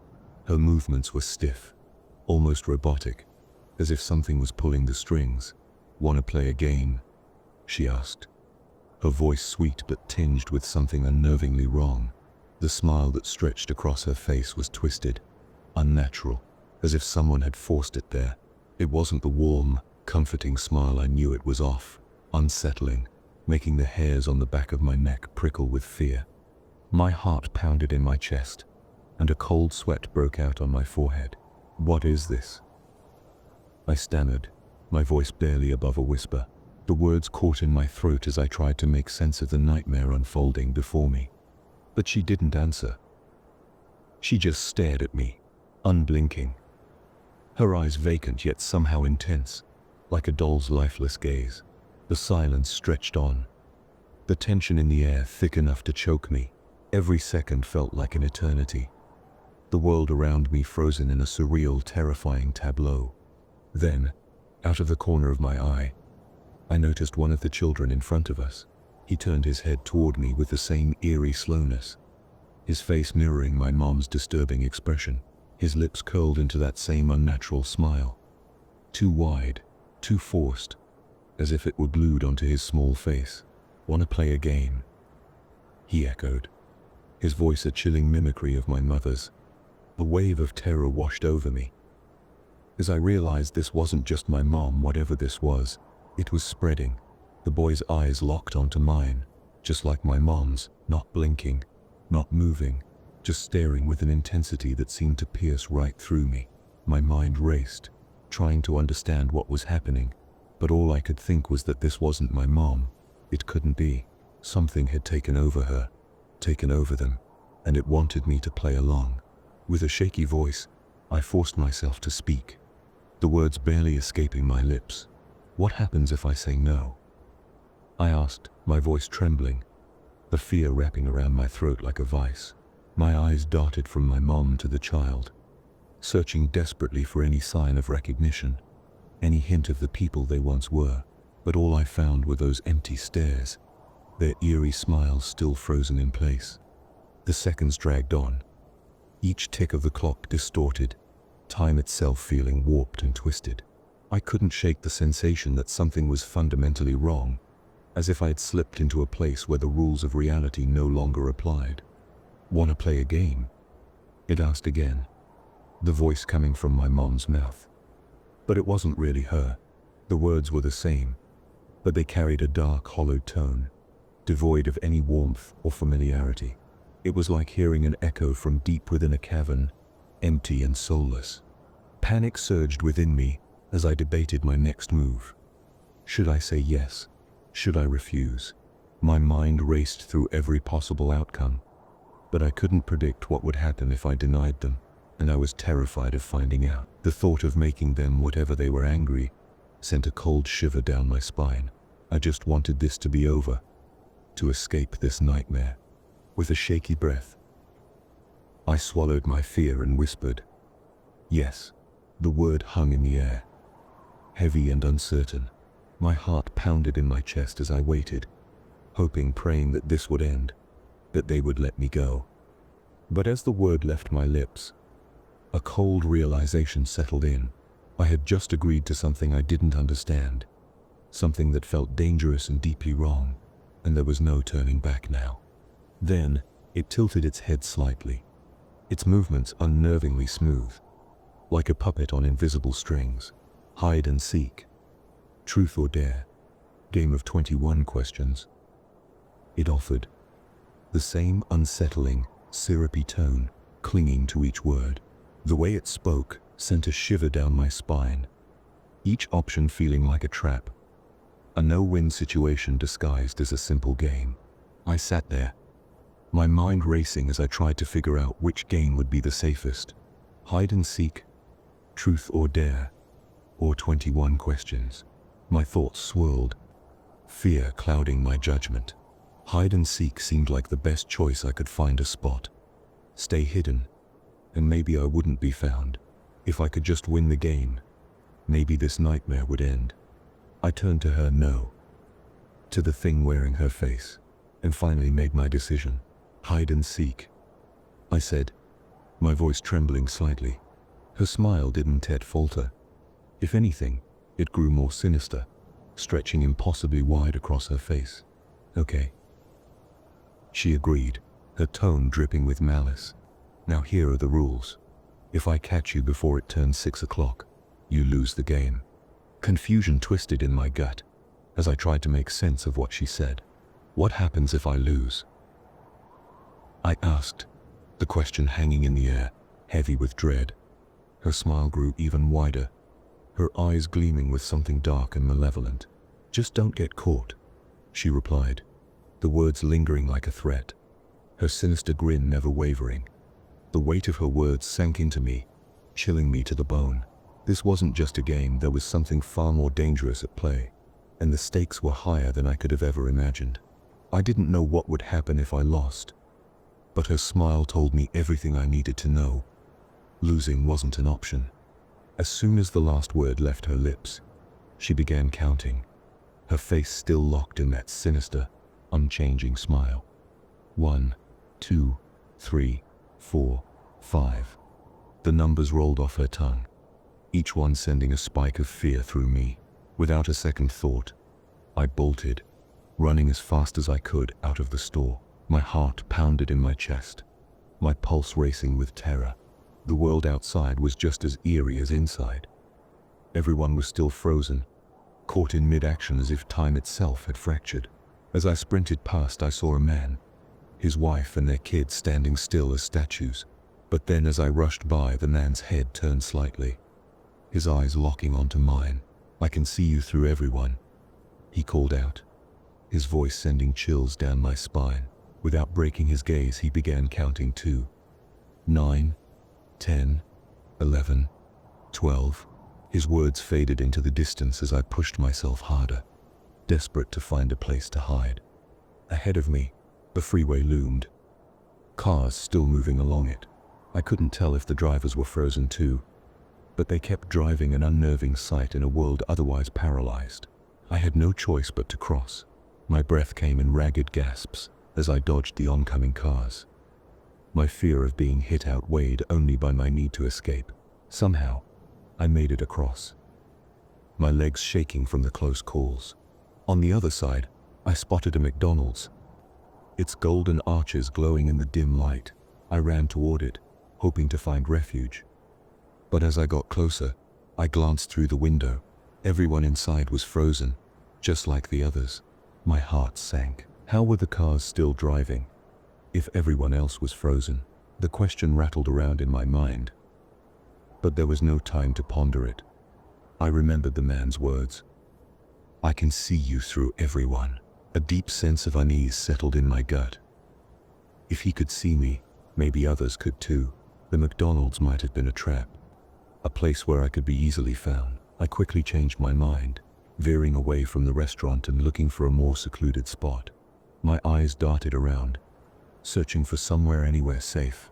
In the distance, I spotted a narrow alley, dark and quiet, far from the main road. It was risky, but it might be my best shot at hiding. Without wasting another second, I sprinted toward the alley, the chilling sound of counting still echoing in my ears as I ran, knowing that the clock was ticking down to 6 o'clock. I made it to the alley, my breath coming in ragged gasps. The narrow space was littered with shadows, dark and foreboding, but it felt safer than the open street. My eyes locked onto a large dumpster tucked away in the corner, its rusty metal sides offering a grim sort of refuge. I hesitated, my mind racing. Should I climb in? It would be a tight fit, dark and filthy, but it might be the only way to make it harder for them to find me. With the counting still echoing in my mind, I made my decision. I lifted the heavy lid and clambered inside, the stench of garbage hitting me like a wall. I squeezed into the cramped space, curling up as tightly as I could. The lid closed above me with a dull thud, plunging me into near-total darkness. I tried to slow my breathing, the foul air thick and stifling. As I waited, hours seemed to stretch into eternity. As I lay there, the sounds of the outside world muffled and distant. My body grew weary, exhaustion creeping in from the adrenaline crash. I fought to stay awake, but eventually, my eyes grew too heavy, and I slipped into a restless sleep, haunted by the lingering fear of being found. I was jolted awake by the harsh creak of the dumpster's lid being opened. Panic surged through me as I squinted up, the bright light stinging my eyes. A woman stood above me, her face a mix of shock and concern as she tossed a bag of trash into the dumpster. "Oh my God, you must be the boy who was reported lost. Your parents are worried sick about you," she exclaimed, her voice filled with relief, her words barely registered. My mind too foggy and disoriented from sleep. One question pounded in my head, drowning out everything else. "What time is it?" E looked up at her, my voice hoarse and urgent. "What's the time?" I asked, my heart racing, as I awaited her answer. She paused, pulling out her phone from her pocket. "It's 5:56, she said, her voice kind but insistent. "Come on, your mom would want to see you." 5:56. 4 minutes left. The countdown was almost over. Fear gripped me as I realized how close I was to the end of the game. Every second mattered. And now I had to make it until 6 o'clock without getting caught. The woman didn't know what was happening. How could she? But I knew I couldn't go with her. Not yet. But how could I explain that? How could I convince her to leave me here? To let me hide for just a little longer? Panic flared inside me as I scrambled to think of a way out, knowing that if I didn't, I might not survive to see 601. Or was it all in my head? The thought gnawed at me. Was this some sort of hallucination? Like schizophrenia? The possibilities spiraled through my mind, each more terrifying than the last, but none offering any real answers. I couldn't shake the feeling that this was something beyond comprehension, something lurking just out of sight. But with no other options, I decided to go with the woman, hoping that whatever horror I had faced was over. As we walked together, she glanced down at me, her face now calm and reassuring. "What's your mom's number?" she asked, her tone gentle. I recited it automatically. 409-445-5456. My voice hollow, still shaken by everything that had happened.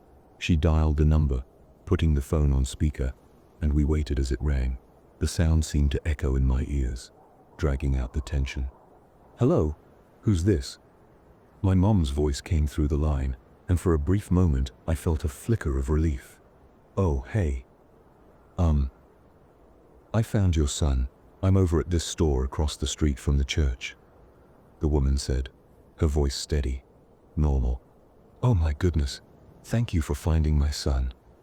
Can you put him on the phone, please?" my mom asked, her voice filled with concern and love. "Of course," the woman replied, handing me the phone. I took it, my heart lifting slightly as I brought it closer to my mouth. "Hey Mom," I said, feeling a sense of normalcy, hoping that whatever had happened was now behind me. But then her voice changed, dropping into that same chilling, sinister tone. "Tag, you're it." My blood ran cold. "What?" I stammered, confusion and fear crashing over me like a tidal wave. I looked up at the woman beside me, and my stomach dropped. Her mouth twisted into that same unnatural, creepy smile, stretching wide, too wide, revealing rows of sharp teeth that seemed to go on forever, all the way down her throat. The sight was horrifying, an image straight out of a nightmare. I barely had time to react before I turned and bolted, my legs moving on pure instinct. I dashed across the street, not even thinking, just trying to get away, to escape whatever horror was chasing me. But in my panic, I misjudged the timing. The blare of a car horn was the last thing I heard before the impact hit me like a freight train. My body was thrown, my mind spiraling into darkness as everything went numb. I hit the ground, the world around me fading away. The last thing I saw before I lost consciousness was that unnerving smile burned into my mind like a scar, and the chilling realization that I hadn't escaped at all. Suddenly, I was pulled from the darkness by the rhythmic beeping of a monitor. The sound was steady, almost soothing, as it pulled me back into consciousness. My vision was blurred, but I could make out a figure sitting beside me. My mom. I tried to turn toward her, but pain shot through my body with even the slightest movement. "Mom," I croaked, my voice weak and strained. Her head snapped up, and she was at my side in an instant, her face a mix of relief and worry. "Oh my God, baby. Are you okay?" she asked, her voice trembling as she reached out to touch my hand. "Mom, what time is it?" I asked, the question burning in my mind, needing to know. She glanced at the clock mounted on the wall above my bed. "It's 7:21, honey," she replied softly, her eyes filled with concern. A wave of relief washed over me, and I let out a shaky breath. "I won the game," I murmured, the words escaping before I could think. Her brow furrowed in confusion. "What game?" she asked, her voice tinged with worry. "Nothing, Mom," I said quickly, realizing she wouldn't understand. How could she?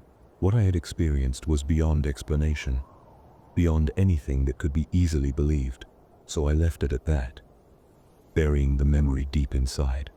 The driver, please, perspective. Oh my God. The driver's heart raced as his car slammed into the boy who had suddenly appeared in front of him.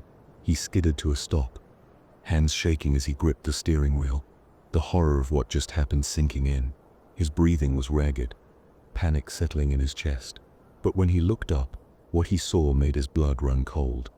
In the middle of the street, a woman stood motionless. A grotesque smile stretched across her face. Her movements were unnatural, stiff, robotic. Almost, the world around her kept moving. Smoke from the car's engine drifted in the air. The blood from the impact slowly pooled on the asphalt. Yet everyone else, the pedestrians, the bystanders, remained frozen, their bodies locked in place as if under a spell. It was as though time itself hadn't stopped, but the people had, frozen in some nightmarish tableau. The woman was the only one moving, and she did so in a way that defied logic, her limbs jerking unnaturally as she approached the driver's side window. The closer she got, the more the dread inside him grew, the realization dawning that whatever was happening was beyond any rational explanation. She finally reached the window, leaning in close, her face almost pressed against the glass. The smile on her face was impossibly wide, revealing rows of sharp teeth. Her eyes, cold and empty, bored into him, making his skin crawl. Then, in a voice that was both playful and menacing, she asked, "Want to play a game?" The world around them seemed to hold its breath, leaving the driver trapped in a moment of pure terror. His mind raced, trying to process what was happening. But there were no answers, no escape. All he knew was that he was now part of something terrifyingly beyond his control, a game with rules he couldn't begin to understand. As the eerie stillness pressed in on him, he realized there was no winning, only surviving.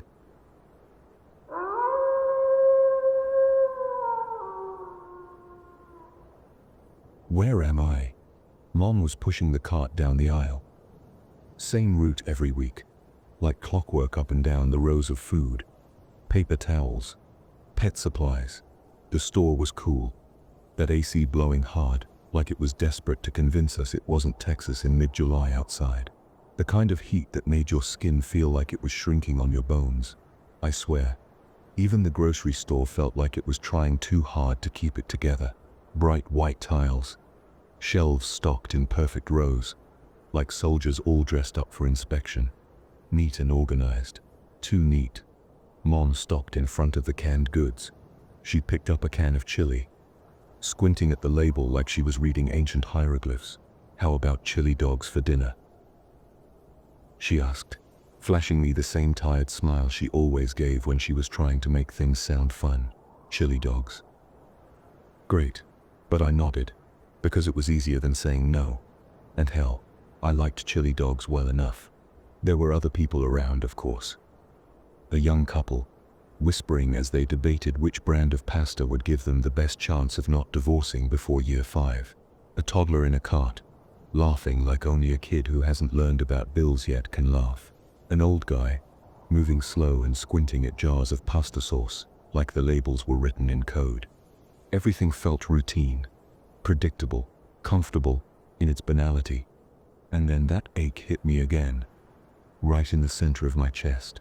At first it was just the usual dull pain, the kind I'd been living with since forever, just a little reminder that my heart wasn't as reliable as it should be. No big deal, but something was different this time. The ache sharpened, like someone was sticking a knife in and slowly twisting. The world around me started to blur at the edges. The polished floor seemed a little too bright, the air suddenly too thick, too warm. I gripped the cart, but my legs turned to jelly, and my vision shit. It wasn't right. It was like the colors bled together, like someone had smeared the whole grocery store with a layer of Vaseline. My breath came in short gasps, like I was sucking in air through a straw. Mom said something, but it was like she was talking through water. Her voice was muffled, far away. Then it hit me full on, like a truck. A crushing, unforgiving weight settled on my chest. A pain so sharp it felt like someone was sitting on my ribs, twisting them apart like wishbones. My heart was playing its own game now, hammering out an offbeat rhythm like it was trying to set a world record for most skipped beats in a minute. I clutched my chest, trying to keep it together. But the pain spread up my arm, into my jaw. My knees gave out, and I collapsed to the floor. The cold tile smacked into me, but it might as well have been a bed of nails for all I cared. "Are you okay?" Mom's voice again. Closer now, but still miles away. I tried to answer. I really did, but the words stuck in my throat, like they were afraid to come out. Then, everything went dark. But I wasn't dead gone. Not really. When my vision cleared, I could see the ceiling of the store. Same sterile lights, same sterile tiles. Only now, something was wrong. Terribly, terribly wrong. I couldn't move. My body was there, but it didn't feel like mine anymore. It was like I was a passenger in a car, with no brakes, no gas, no steering wheel, just along for the ride. I could see Mom crouched next to me, her face frozen in shock and panic. I could see the people gathering, hear their voices, but it was all distant, like I was watching it through glass on the other side of the world. The paramedics showed up fast, loading me onto a stretcher, rushing me out to the ambulance, but I wasn't feeling any of it. Not the cold metal of the gurney, not the bump of the wheels. My body was a puppet, strings cut, just going through the motions. And me, I was screaming inside, but no sound came out. Nothing, not a peep. I heard one of the paramedics say it. No pulse. His voice was grim, final, like a hammer hitting the last nail in a coffin. He was wrong though. There was something still here. Me. I was here. I was alive in a way that made no sense, and it was the worst thing that had ever happened. The ambulance ride was quick, the siren wailing through the streets. But to me, it felt like hours. The fear, the dread that was real, it grew inside me like a cold, gnawing beast, chewing me up from the inside. They rushed me into the ER, cracked open my chest, tried to shock my heart back to life. And the whole time, I watched, just watched, helpless, as a bug pinned to a board. Dead, they called it. But I wasn't gone. I was stuck in here, trapped inside a body that wouldn't move, wouldn't breathe, wouldn't live. And I knew, deep down, that nothing they did would bring me back. They took me to the morgue. Cold, dark, silent. You think being buried alive is the worst thing imaginable? Try being conscious in a corpse. Try being aware as they cut into you, stitch you back together, all the while feeling nothing. No pain, no cold, no warmth. Just the oppressive, suffocating darkness inside your own head. They zipped me up in a body bag. That was day 1. 7 more to go. The freezer was worse than hell. Not because of the cold, because I didn't feel that. It was the silence. The absolute unending silence, the kind that seeps into your bones, makes you question whether you ever even existed at all. Time stopped. Or maybe it sped up. I couldn't tell. All I knew was that I was still here, still thinking, still aware. Then came the funeral. The slow march to the grave. I couldn't see it, but I heard it. The preacher's voice, thick with forced reverence. The sobs of family, the clink of dirt hitting the casket lid. And then, nothing. The final silence. The final dark. Buried 6 feet under. Alone with my thoughts. Forever. And the worst part, the very worst part, no one will ever know I'm still here.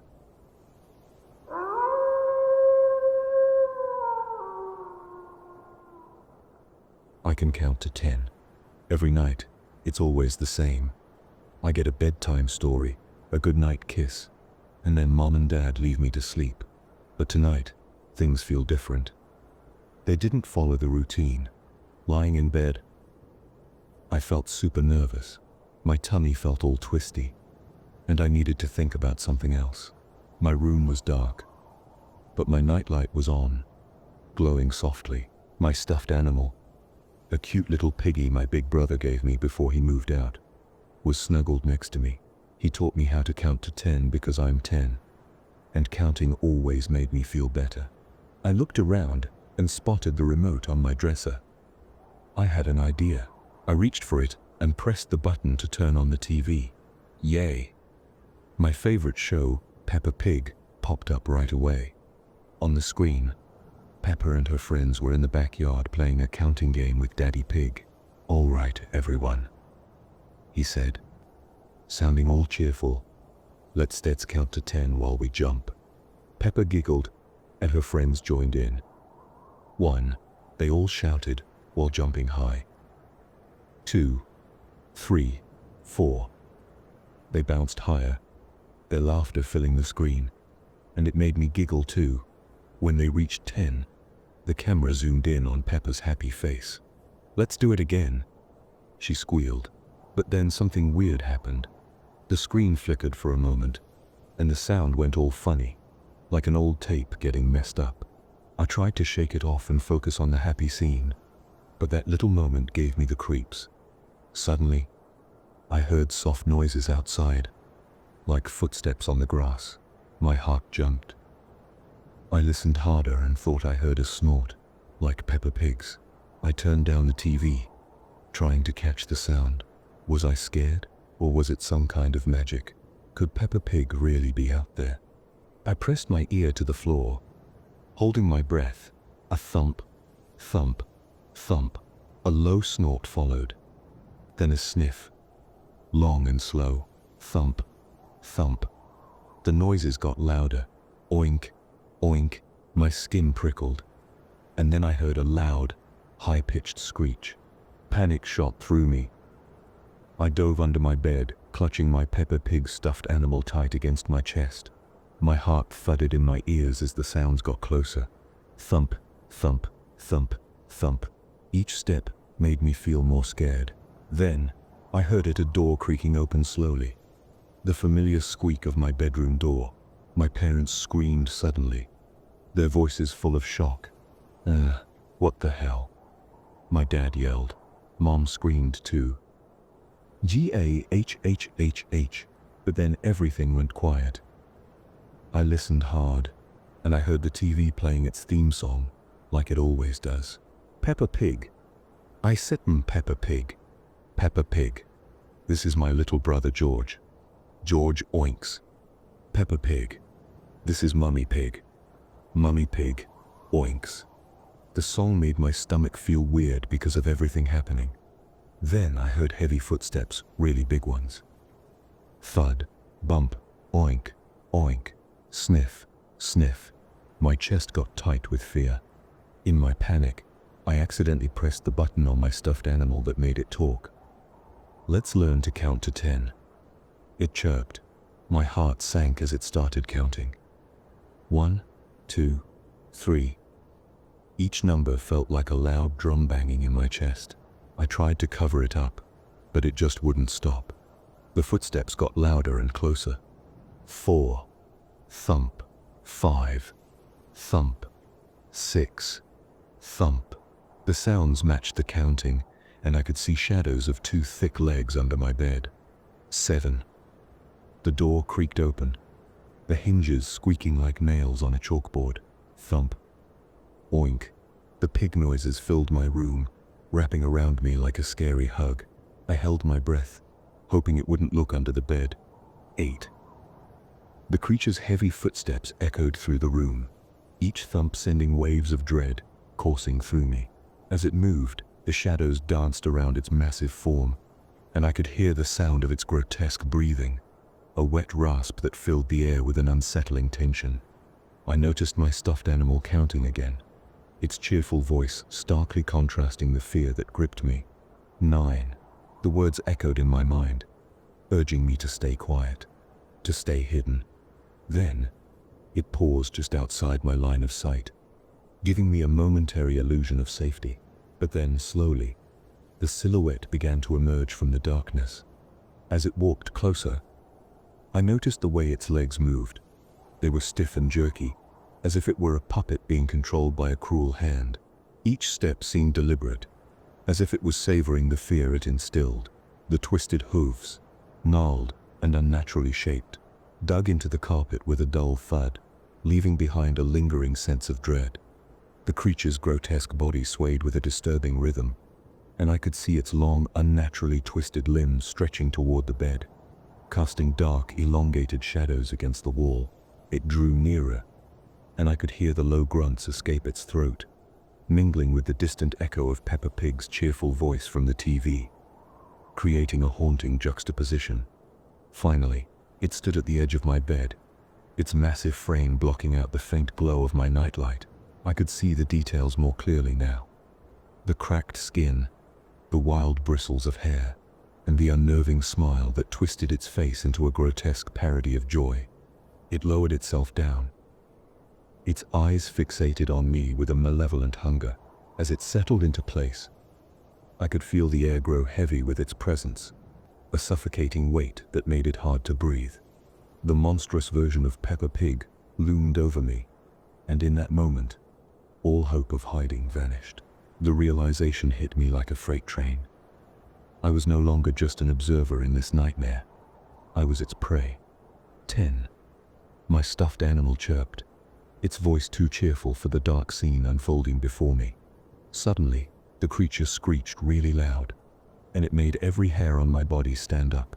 With a swift motion, it pushed my bed aside, and I was no longer hiding. It saw me. Standing over me was a terrifying version of Peppa Pig, all twisted and wrong. Its head was huge like the cartoon, but its eyes were sunken in and dark, glowing red. The skin was all gross, like it was rotting away. Its smile was the worst, a big creepy grin that stretched too far, showing sharp, jagged teeth. The dress it wore was tattered and dirty, sticking to its big, grotesque body. The scariest part was its snout, all twisted with sharp tusks sticking out. Each breath it took was a wet, raspy sound, and it smelled so bad, like something rotten. It grabbed my legs, holding on tight. Its skin felt warm and rough, like old leather. As it started dragging me, I panicked and grabbed the door frame, trying to pull myself back. I almost made it, but it was too strong. With one big yank, it pulled me out, and I screamed as I disappeared into the darkness.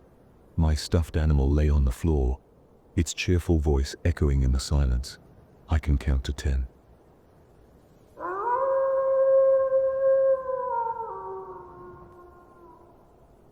As Sarah lay in bed, engrossed in her TikTok feed, the tranquility of the late evening was shattered by her mother Sit's call. Sarah. The sound reverberated through the house, prompting Sarah to reluctantly set her phone aside. Slipping out from under the covers, she approached her bedroom door cautiously, with a hesitant glance to her left. She surveyed the dimly lit hallway beyond, the staircase entrance looming in the shadows. Sarah. The call echoed once more, this time seemingly emanating from the depths of the dark staircase. With a mixture of curiosity and apprehension, Sarah approached, her heart pounding in her chest. Peering down into the abyss, she felt a shiver run down her spine as the darkness seemed to swallow her whole. As Sarah stood at the top of the stairs, the darkness below seemed to reach up like a living thing, a thick, viscous blackness that enveloped the wooden steps in a suffocating embrace. It was not merely an absence of light, it was a presence, heavy and oppressive, that whispered of unseen horrors lurking just out of sight. The air felt charged, as if the very molecules held their breath in anticipation, and an instinctual shiver crawled up her spine. Her heart raced, pounding in her chest like a caged animal, each beat echoing in the silence that surrounded her. The shadows at the bottom of the staircase seemed to shift and writhe as though something was coiling within them, waiting for her to take that one fateful step down into the abyss. An unsettling sensation prickled at her skin, a warning that whatever lay below was not merely darkness, but a formless terror that thrived on fear. Every instinct told her to turn away, to retreat back into the safety of her room, yet she found herself drawn to the staircase, her gaze locked onto the inky void. It was as if the shadows were alive, beckoning her to come closer, to delve deeper into their secrets. Each moment stretched painfully, the silence pressing against her ears like a weight, filled with the promise of something sinister just out of reach. In that moment, The staircase transformed from a simple set of steps into a gaping maw, ready to swallow her whole. The shadows whispered her name in a chorus of muted voices, echoing through the stillness, a haunting melody that twisted her stomach into knots. As she stared down, a feeling of dread settled over her like a damp cloak, the kind that seeped into your bones and whispered of things best left undiscovered. Again her name reverberated through the house, unmistakably her mother's voice. Sarah. The echo persisted, sending chills down her spine. Suddenly, her mother burst out of her own room, gripping Sarah's arms tightly. Together they fled back to Sarah's room, the fear palpable in the air. Breathless and trembling, Sarah's mother whispered. I heard it too, as panic surged through her veins. Sarah hastily barricaded the door, her heart racing with each thud of her pounding footsteps. Sarah. The voice persisted, now ominously close, as if it were right outside the door. With a sense of urgency, she scooped up her child, seeking refuge in the closet. As she handed her trembling child the phone, her voice firm with resolve, call the police. Do not leave this closet. They'll be back. Leaving her child in the safety of the closet, Sarah dashed back into the darkness, her mind racing with fear and determination to confront whatever lurked beyond the safety of her barricaded door. Her mom gave her a tender kiss on the forehead and whispered, Be careful, don't do anything stupid. Sarah. The voice thundered louder, sending shockwaves of fear through the room. Sarah's mom swiftly closed the closet door, her heart racing as she fortified herself for what lay ahead. Her mom, grabbing the lamp from atop the dresser, wrapped the cord around it, holding it like a makeshift weapon in a defensive stance. Outside, the relentless pounding on the door intensified, causing cracks to spiderweb across its surface. Sarah. The voice echoed once more, sending chills down her spine, with determination etched on her face. Sarah's mom braced herself for whatever awaited on the other side of the splintering door. With adrenaline coursing through her veins, Sarah's grip tightened on the phone as she struggled to maintain her composure. 911. What's your emergency? The operator's voice came through the line. Someone broke into my house. Sarah whispered, tears streaming down her face, her voice trembling with fear. It's gonna be okay. What's your location? So we can send help. The operator reassured. Sarah. The voice interrupted once more, freezing Sarah in her tracks as she struggled to find the words to respond. 1234 Elm Street, Springfield, Anytown, USA, 12345. Sarah relayed to the operator, her voice still trembling with fear. It's good, you said. Doing great. We said sending police to your location right now. The operator assured her. Do you know what the intruder looks like? No, Sarah replied in a shaky voice, her mind racing with uncertainty and dread. As the tense silence enveloped the room, Sarah's heart raced in anticipation. Suddenly, a deafening crash shattered the stillness as the creature slammed against the door with bone-rattling force. The wood groaned and splintered, resisting the onslaught for a brief moment before succumbing to the overwhelming power. With agonizing slowness, the door buckled under the relentless assault, each creak and crack echoing through the room like a death knell. Sarah's breath caught in her throat as she watched in horror, every second stretching into an eternity of dread. Finally, with a thunderous boom, the door exploded inward, sending shards of wood flying in all directions. Time seemed to stand still as the monstrous silhouette of the creature loomed in the doorway, its twisted form silhouetted against the dim light of the room. The creature had a long neck, its face grotesquely resembling her mother's, but twisted in a way that defied nature, an unnatural distortion that made the skin crawl. Its long limbs stretched all the way to its knees, the arms too long, too thin. The creature's smile was stuck wide, devoid of teeth, creating an unsettling grin. Its eyes appeared melted, shaped like misshapen orbs that looked like they were oozing down its face, devoid of any life.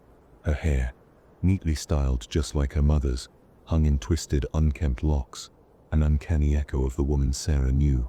With a guttural roar, it surged forward, a nightmarish vision of chaos and despair. In that moment, Sarah's mom knew that her worst fears had come to life, and that she would be face to face with a terror beyond comprehension.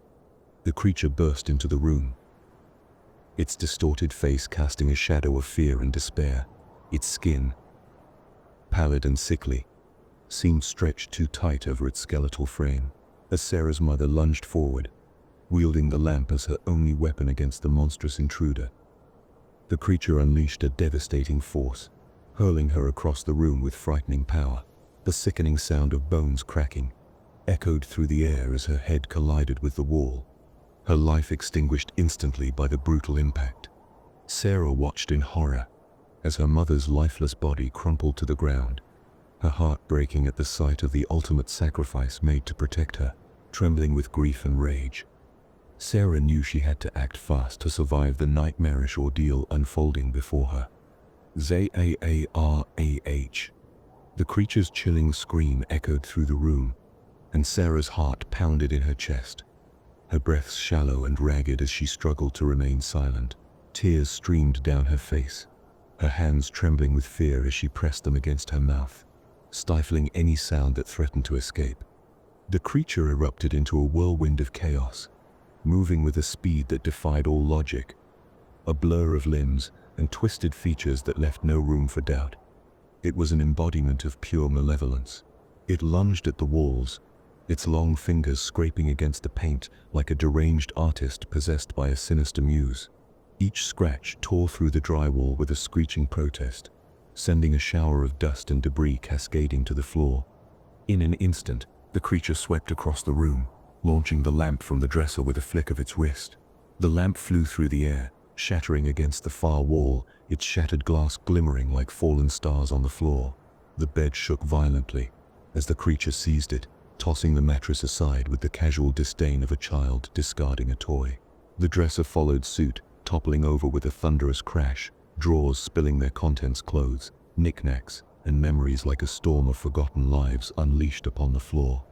A cacophony of chaos ensued, the room transforming into a nightmare tableau of disorder.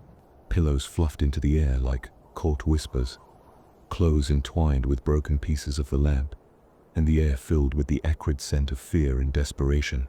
Every object became a projectile in the creature's frenzy, a testament to its inhuman rage as it reveled in the destruction, a deranged conductor leading an orchestra of despair. In mere moments, the once cozy sanctuary of Sarah's room had become a scene of utter devastation, a chaotic reflection of the dread that coiled within her chest. The creature's laughter, if it could even be called, that echoed in the corners of her mind, a haunting reminder of the nightmare she had stumbled into. With bated breath, Sarah listened as the footsteps of the creature faded away, leaving behind an eerie silence that seemed to suffocate her. Sarah, it echoed once more, a haunting reminder of the terror that lurked just beyond her hiding place. Meanwhile, on the phone, the caller's voice broke through the silence, a faint lifeline in the darkness. "You're still there. What's that noise?" the caller asked, but Sarah couldn't bring herself to respond. With trembling hands, she gently placed the phone on the floor, her gaze fixed on the room door before her. The door left ajar, summoning every ounce of courage she had left. Sarah slowly and cautiously pushed the closet door open, just enough to peer out into the room, and there, in the dim light, she saw the devastating sight that awaited her, a horrifying tableau of death and despair. Her mother's lifeless body sat upright, her head crushed by the brutal impact with the wall, blood dripping in a macabre rhythm onto the floor below. Tears welled in Sarah's eyes as she beheld the tragic scene before her, her world crumbling around her with each passing moment. But amid the overwhelming grief and fear, one thought burned bright in her mind, a determination to survive, no matter the cost. As Sarah crawled closer to her mother's lifeless body, her heart shattered into a million pieces. Tears streamed down her cheeks, mingling with the blood from her injured hand as she reached out to touch her mother one last time. But before she could even process the horror of her situation, the voice called out again, closer this time. "Sarah, sending a surge of panic through her veins.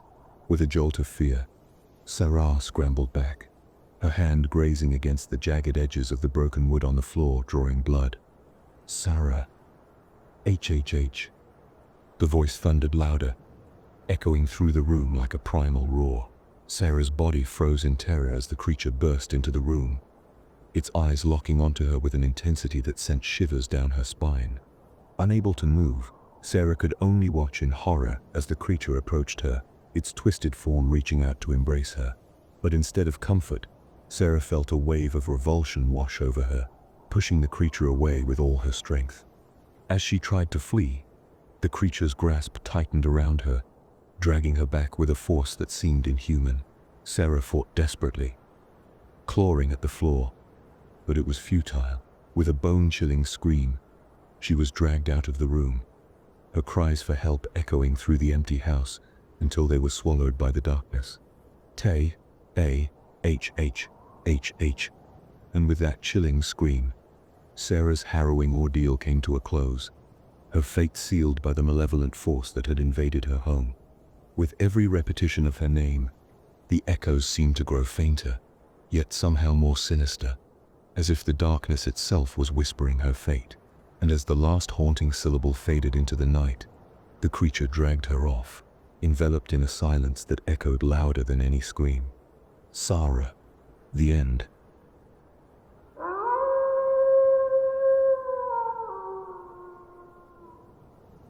I saw the face of the devil. Being a moderator for the No Sleep Forum wasn't what you'd call glamorous. My job was straightforward enough. Enforce the rules, keep the stories within the guidelines, and make sure the community didn't veer into chaos. But every once in a while, things went off script like this time. I'd just taken down a post accused of bandwagoning, the usual stuff. Some story similar to another that had gone viral. Only this time, I knew the author was innocent. The accusations were a stretch, and removing the post felt like the right thing to do. Still, the backlash was immediate.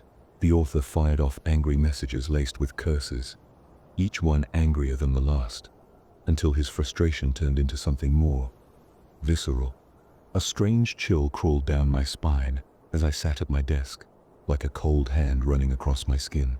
The room seemed to shift, the familiar creaks and groans of the old house suddenly louder, more deliberate. The floor beneath me began to vibrate, then crack and moan like something ancient and unspeakable was stirring below, ready to claw its way up. Then the pain hit. My chest felt like it was being squeezed in a vise. Each beat of my heart was a battle, the rhythm stuttering, struggling to keep going. The pressure was suffocating, as though my own bones were closing in on themselves, threatening to crush me from the inside out. And that's when I saw it. I turned my head, and in the corner of the room, there it was, a figure standing in the shadows, so still that I almost doubted it was real. But it was real. Its pale skin clung tightly to its bones, bat-like wings twitching behind it, horns twisting from its skull like the twisted branches of a dead tree. Its eyes glowed a furious, hateful red, cutting through the dim light, watching me, waiting. I turned back to my monitor, as though ignoring it might make it disappear, but my chest still throbbed with pain. And there, on the screen, was a message. Hell will be the only home you know when I drag you there myself. Each word burned itself into my mind, searing like a brand, and I felt my grip on reality slipping. My vision blurred, the pain in my chest became unbearable.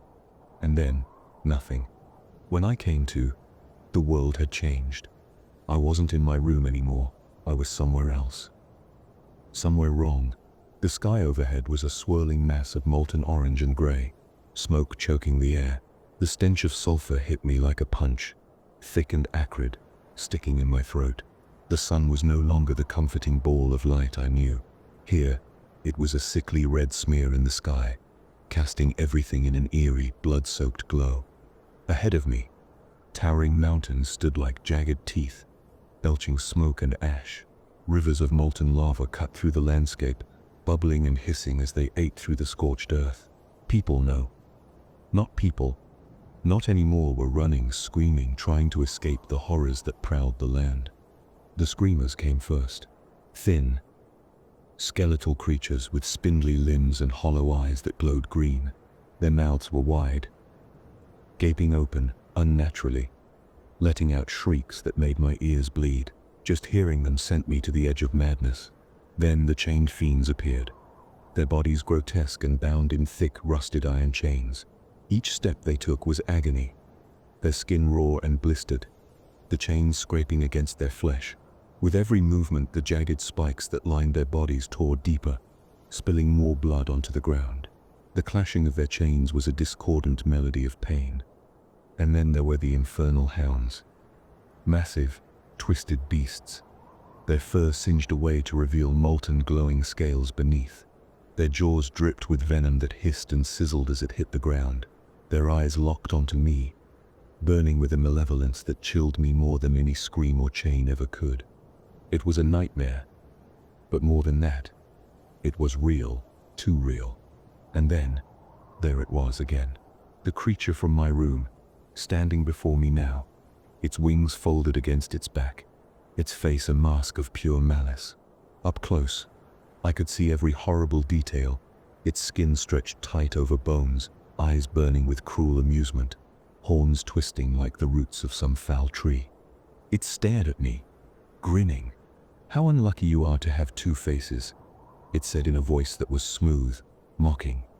"And both of them are truly ugly." Before I could react, it was upon me, its long, bony fingers reaching out. One sharp nail dragged slowly, deliberately across my face, cutting deep. The pain was sharp and immediate, like fire licking at my skin. "Something for you to remember," it said, its grin widening.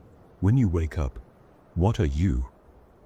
I managed to whisper, though I already knew the answer. It smiled again, slow and wicked, as if savoring the moment. "Ufisma the devil," it said. "And when you die, you shall see this face again, over and over, while we tear you apart." And then with a snap of its fingers, the world collapsed into darkness. I woke up at my desk.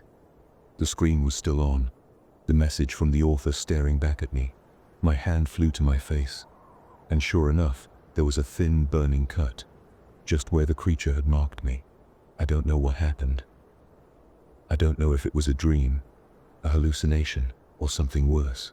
But that mark is real, and so is the terror gnawing at my soul. One thing is for sure, I need to change. I need to be better, for myself, for the next person I might cross paths with, and maybe, just maybe, to keep from ever seeing that face again. Shit, I need to go to church.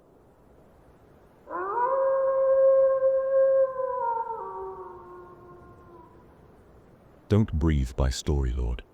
New York City was always alive, always moving, always breathing, like some giant, restless beast. The city's electric hum filled the night air, its towering buildings flashing neon lights and advertisements. Jaden, Keith, and Kate walked together through the streets, just three souls lost in the chaos of the Big Apple. Keith, as usual, was fixated on his sketchbook, drawing with intense focus. Tonight, it was Monkey D.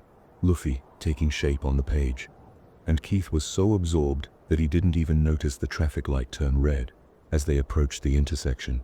"Keith, man, pay attention," Jaden called out, grabbing Keith by the arm just before he stepped into the path of an oncoming taxi. Keith blinked, momentarily pulled out of his trance, and nodded, muttering a thanks before going right back to his drawing. Jaden sighed, relieved but also frustrated by how oblivious Keith could be. Kate, who had been walking slightly ahead, suddenly stopped in her tracks. She turned to them, her face pale, her eyes wide and distant. "I lost my bike," she said in a dazed voice. Jaden frowned. "Your bike? What are you talking about?" "My bike," Kate repeated. "Its steps gone. I lost my bike. My bike. Bike." Her voice trailed off, almost as if she were in a trance. Her eyes unfocused, Jaden opened his mouth to ask if she was okay. But before he could say anything, the air around them shifted, It was subtle at first, but then the world seemed to stop. The bustling sounds of the city faded into a deafening silence, the air growing thick and still, as if New York itself had taken a breath and held it. Then, the birds came. They flew in wild, chaotic spirals, slamming into buildings, cars, and the streets.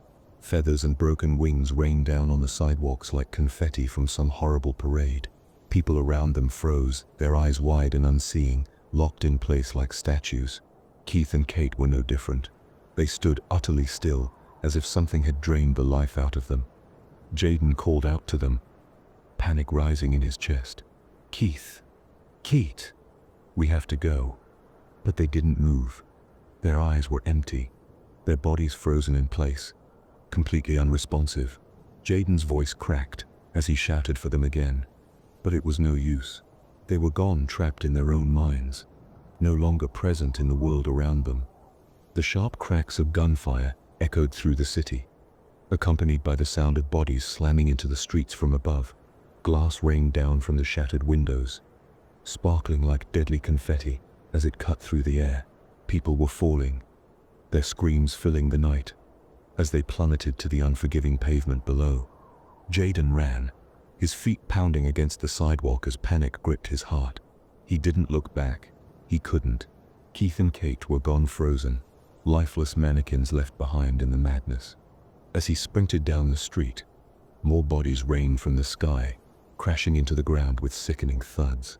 Glass shattered around him, cutting into his skin as he dodged falling debris. The screams of those plummeting to their deaths blended with the relentless sound of gunfire, the city itself unraveling in chaos. Jaden spotted a building ahead and threw himself through the door, slamming it shut behind him. His chest heaved as he gasped for breath, trying to make sense of the nightmare he had just escaped. He was alone now, the noise of the city muffled but still present. His phone buzzed in his pocket. With trembling hands, Jaden pulled it out and looked at the screen. The emergency alert flashed in bold, ominous letters. Airborne threat detected. Toxic substance in the air. Do not breathe. Stay indoors. Seal off any ventilation. Await further instructions. The realization hit Jaden like a sledgehammer. The air outside was killing them, poisoning them slowly. Keith, Kate, they had been breathing it in the whole time. Then, something changed in Keith. His hand, still holding the pencil he'd been using to sketch, twitched. His movements were slow, robotic, as if he was no longer in control of his own body. With a blank expression and empty eyes, Keith raised the pencil to his throat. Jaden didn't see it happen. He was too focused on the chaos around them. The birds, the falling glass, the gunshots. He didn't notice as Keith pressed the pencil tip into his skin and began to stab himself in the neck. Blood spilled out, dark and thick, as the sharp lead pierced deeper with each push. Keith's expression remained void of pain, his body moving like a puppet on strings. Keith dropped to the ground, his lifeless body crumpling in a pool of blood. Kate, still frozen, blinked once. Slowly, she bent down and picked up the blood-soaked pencil from Keith's hand. Her face was as empty as his had been, her movements just as mechanical. Without hesitation, she mimicked Keith's actions, stabbing the pencil into her own throat. Blood poured from the wound, and she fell to the pavement beside him, her body joining Keith's in death. But Jaden didn't know. He couldn't hear their bodies collapse over the noise. God help him. God help them all.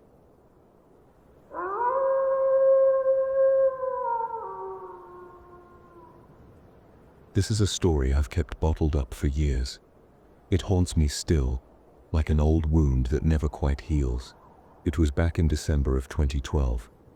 One of those grey, cold days, the kind that creeps into your bones and stays there. I was doing Christmas shopping for my son, wandering the aisles, half focused on the usual holiday crap: wrapping paper, toys, the stuff that clutters your cart and your mind. I wasn't expecting anything out of the ordinary.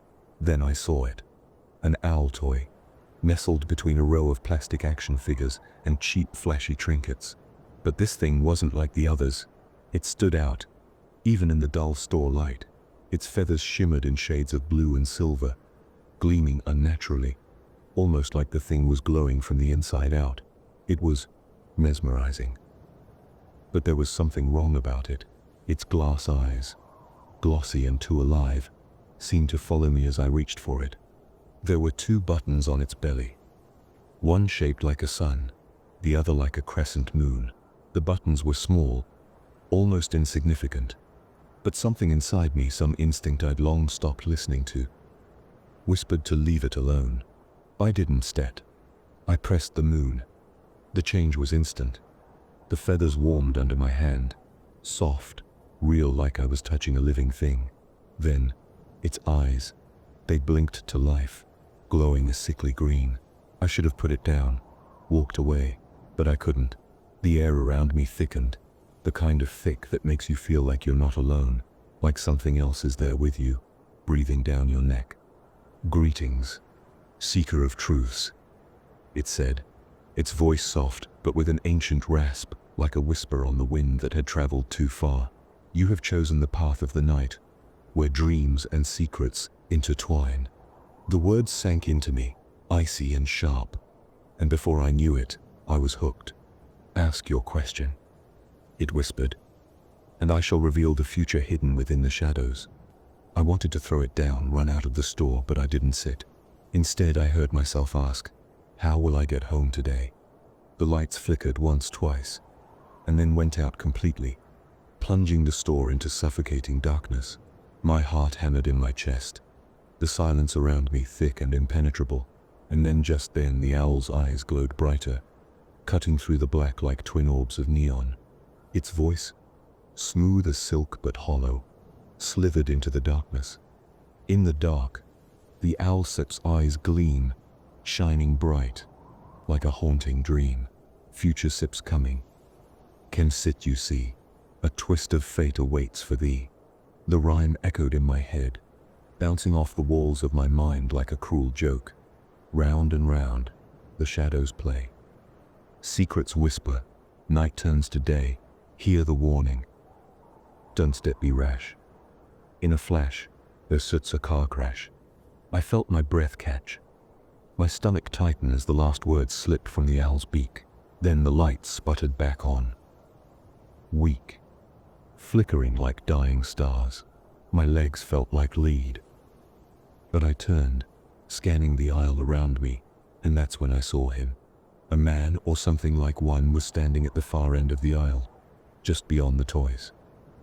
He didn't move, didn't blink. His face was pale, too pale, and his head, it wasn't right. His head was the shape of an owl, a twisted, grotesque mockery of the toy in my hand. The hollow sockets where his eyes should have been stared at me, empty and consuming. I blinked. The lights came fully on. Bright and harsh, the figure was gone. I stood frozen, my hands shaking, the toy still clutched in my grip. I wanted to believe it was some trick of the light, a figment of my overactive imagination. But deep down, I knew better. The owl toy had known you everything, and whatever it was, it had seen me too, and it wasn't done with me yet. I stood there, trembling, my heart racing in the sudden quiet of the store. The aisles felt like they were closing in on me, the bright lights almost too much, blinding in their harshness.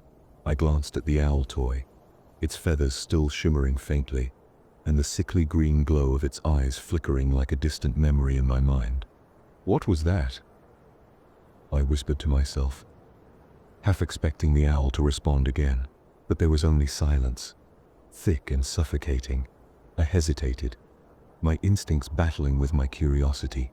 I should have dropped the toy and run, but instead I found myself drawn to it, the weight of its promise, and the chilling knowledge of what it might reveal anchoring me in place. I took a deep breath, trying to steady myself, but the air was charged, crackling with something unnameable. As I forced my feet to move, I made my way toward the checkout, the rows of toys blurring in my peripheral vision. I could feel the weight of the owl's gaze, as if it were a living entity watching me from within my grasp. "Just a toy," I muttered, trying to convince myself, but the words felt hollow. The echoes of the owl's rhyme reverberated in my mind, and I couldn't shake the feeling that something had shifted in the fabric of reality, that this was not just another mundane shopping trip. As I approached the register, the cashier, a bored-looking teenager with headphones dangling around her neck, glanced up, her eyes narrowing slightly. "Is that an owl?" she asked, a hint of confusion creeping into her voice.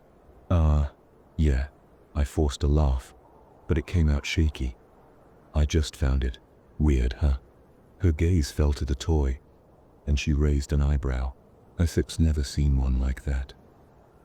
Kind of unsettling, don't it, you think?" I nodded, feeling a chill run down my spine. "Yeah, it is." But it caught my eye. She began scanning my items, but as she reached for the owl, she paused. "Wait, there's no price tag on this thing." She glanced up at me, an uncertain look crossing her face. "I can't sell it if there's no tag. Do you still want it?" A rush of relief washed over me. "I mean, I guess if it's free," I trailed off, not quite believing my luck. The owl toy felt heavier in my hands, almost as if it were urging me to claim it. "Yeah, take it," she said with a shrug, swiping the other items through, without a second thought. "Maybe it'll bring you good luck or something. Just don't let it haunt you." I chuckled nervously, but her words sent another chill down my spine. "Thanks," I said, feeling the weight of the owl's gaze again. As I accepted the plastic bag, I clutched it tightly, a part of me fully aware that this was not an ordinary toy. Stepping outside, the biting cold air hit me, and I looked around at the bustling holiday shoppers, oblivious to the shadows creeping in the corners of my mind. The thrill of getting the owl for free mingled uneasily with the feeling of dread that still lingered. I took a deep breath, forcing myself to shake off the unsettling thoughts. I would just go home, forget about the toy, and everything would return to normal. But even as I thought it, a nagging voice whispered in the back of my mind, nothing would ever be normal again. When I reached my car, I placed the bag on the passenger seat and started the engine. The familiar hum of machinery contrasted sharply with the unsettling memories swirling in my head. I had to focus. I had to get home. As I pulled onto the road, the evening sky darkening overhead, the feeling of being watched returned. A presence at my shoulder. The air thickened, and the shadows stretched longer, warping in the headlights like living things. My grip tightened on the steering wheel, and I forced myself to concentrate on the road ahead, ignoring the way my pulse quickened with every passing moment. But the owl's voice lingered in my thoughts, a reminder of the choice I had made. And as the streetlights flickered above me, casting momentary shadows across the pavement, I couldn't shake the feeling that the true journey had only just begun. My car came to a sudden halt at the red stoplight, the engine's low rumble barely cutting through the thickening silence. A cold sweat broke out across my forehead as the owl's warning echoed in my mind. In a flash, "There's a car crash." The words twisted in my gut, knotting tightly as I realized the implication. Would that mean I'd get hit by a car? Was this some twisted fate sealed in the glowing eyes of that accursed toy? I glanced in the rearview mirror, half expecting to see headlights bearing down on me, some malevolent specter ready to push me over the edge. But nothing appeared, just the dim glow of taillights stretching into the night like the ghostly remnants of forgotten dreams. "Why did I take that damn toy?" I muttered, my frustration morphing into a creeping panic. What was wrong with me? A voice deep inside, the voice of reason I often ignored, screamed that I should have left it behind, forgotten its allure. But the way it had glimmered in the store, the warmth of its feathers under my fingers, it had felt like a call to something darker, something I couldn't quite comprehend. The light flickered back to green, snapping me from my spiraling thoughts. I pressed the gas, but unease clung to me like a damp shroud. Each stoplight felt like a countdown, a ticking clock marking the moments until something inevitable, something horrifying, happened. I tried to rationalize it. Surely it was just a toy, a creepy piece of plastic that had caught my eye in the shadowy corners of that store. Yet the memory of its unnerving gaze haunted me. its eyes so alive, so knowing, as if it were a window into a reality I dared not explore. The road twisted ahead, dark and winding, illuminated only by the weak glow of my headlights. "It's just a toy," I repeated under my breath, desperately trying to convince myself, but the words fell flat, echoing in my mind like the hollow drumbeat of inevitability. Suddenly, the car in front of me slammed to a halt, its brake lights flaring bright like warning beacons. I reacted instinctively, slamming on my brakes, the tires screeching against the asphalt, each sound amplified in the suffocating silence. My heart raced as the world around me seemed to slow, reality stretching like taffy. I was seconds away from a collision, an unseen hand reaching for my fate. But I stopped, just in time. The car lurching to a halt inches from the bumper in front of me, my breath caught in my throat. The rush of adrenaline coursing through me like fire. Had I just escaped the crash foretold by that damned owl? The thought sent a shiver down my spine. But the tension in my chest remained coiled, ready to snap. I glanced at the owl toy, still sitting innocently in the passenger seat, and a cold realization settled over me like a winter's fog. I wasn't merely an observer in this unfolding story. I was its unwilling protagonist, and the plot was thickening, tightening around me like a noose. The light turned green again, dragging me back to reality. I eased back into the flow of traffic, but my mind raced with questions. What was I supposed to do now? Could I escape the darkness that seemed to beckon me? Or was I already ensnared in its grasp? With every passing car and flickering streetlight, the weight of my choices bore down on me, pulling me deeper into the shadows that lurked just beyond the edge of my vision. As the night stretched on, I couldn't shake the feeling that whatever was coming was just around the corner, waiting patiently in the darkness for me to cross its path. The impact was a thunderclap, sharp and merciless. 1 second. The road stretched ahead, empty and dark. The next, it was filled with the blinding flash of headlights and the deafening crunch of metal twisting like it was nothing more than aluminum foil. My body lurched forward, chest smashing into the steering wheel with a force that felt like a sledgehammer. The windshield spiderwebbed, shards of glass exploding into the air like a million tiny daggers. I barely registered the screech of tires, the sickening jolt as my car spun out of control, before everything went black. And then, silence. A deep, all-consuming silence that seemed to stretch on forever. Somewhere in the distance, I thought I could hear the faint hoot of an owl, low and taunting, but it slipped away as quickly as it came. My mind felt like it was sinking into some bottomless void, detached, floating. Then came the beeping, slow at first, then steady, a rhythmic pulse pulling me back, dragging me out of the dark. My eyelids fluttered, the world coming back into focus. Piece by piece, fluorescent lights buzzed overhead, sterile and cold. My mouth was dry, a dull ache spreading across my chest, like I'd been hit by a truck. I blinked, trying to shake off the fog, clouding my thoughts. Beep, beep, beep. A heart monitor. That was the sound. It was close, too close, tethering me to reality, reminding me I was still alive. The scent of antiseptic filled my nostrils, and I felt the stiff sheets of the hospital bed beneath me. I shifted my head slightly, and that's when I saw it, sitting across from me on the dresser. Under the harsh fluorescent glow was the owl toy, the same one from the store. Its glassy eyes glinted in the light, watching me.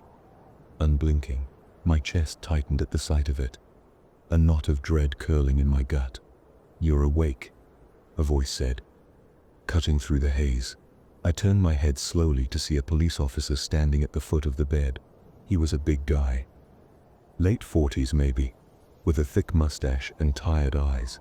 His uniform was neatly pressed, but there was something heavy in his gaze, something that told me he'd seen too many nights like this. "How are you feeling?" he asked, pulling a chair up to my bedside.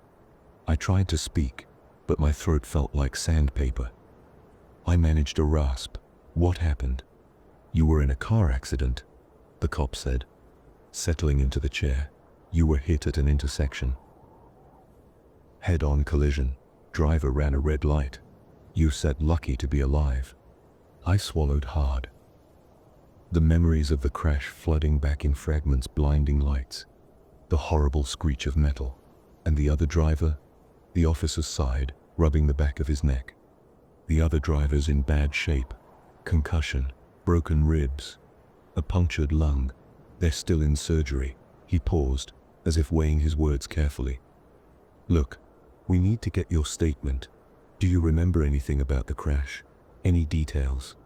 I closed my eyes for a second, trying to piece it together, but all I could remember was the flash of headlights, the Al-Sit's warning echoing in my ears, and then nothing. It all happened so fast, I muttered. I don't remember much. The cop nodded. It happens. Traumatic events like this. The brain has a way of protecting itself. He shifted slightly, leaning forward.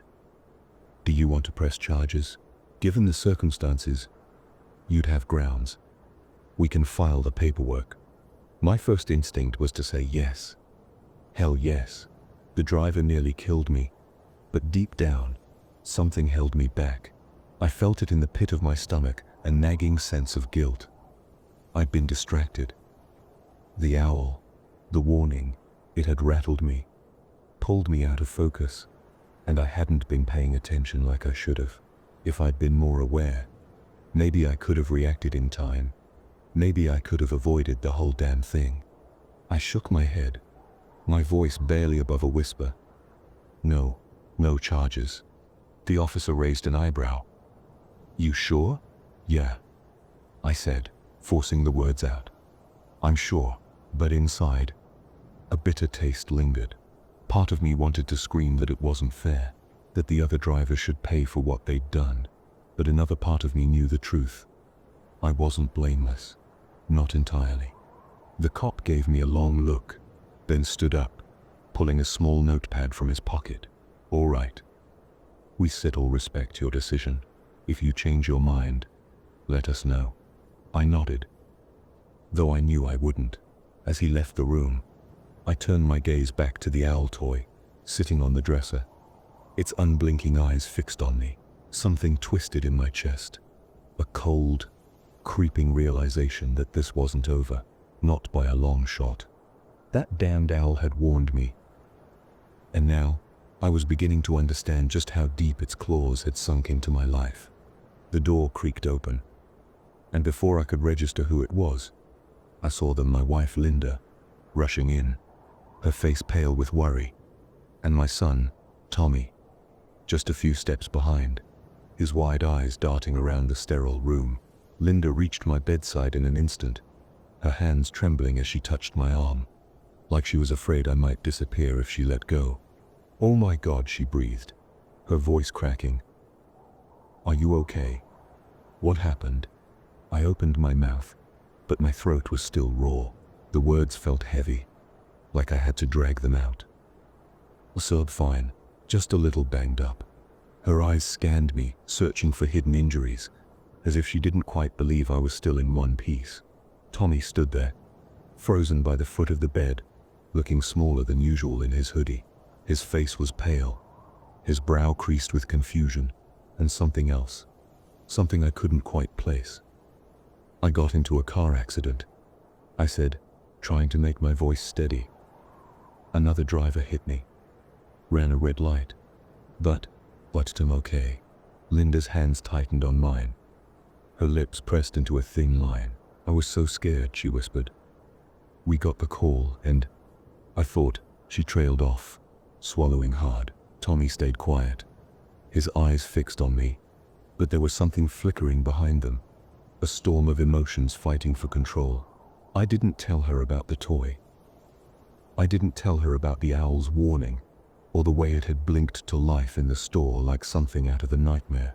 Hell, I could barely understand it myself, and trying to explain it now would only make everything worse. It would sound insane. No, this was something I had to carry alone, for now anyway. That's what matters, right? I said, forcing a weak smile. Is Tom okay?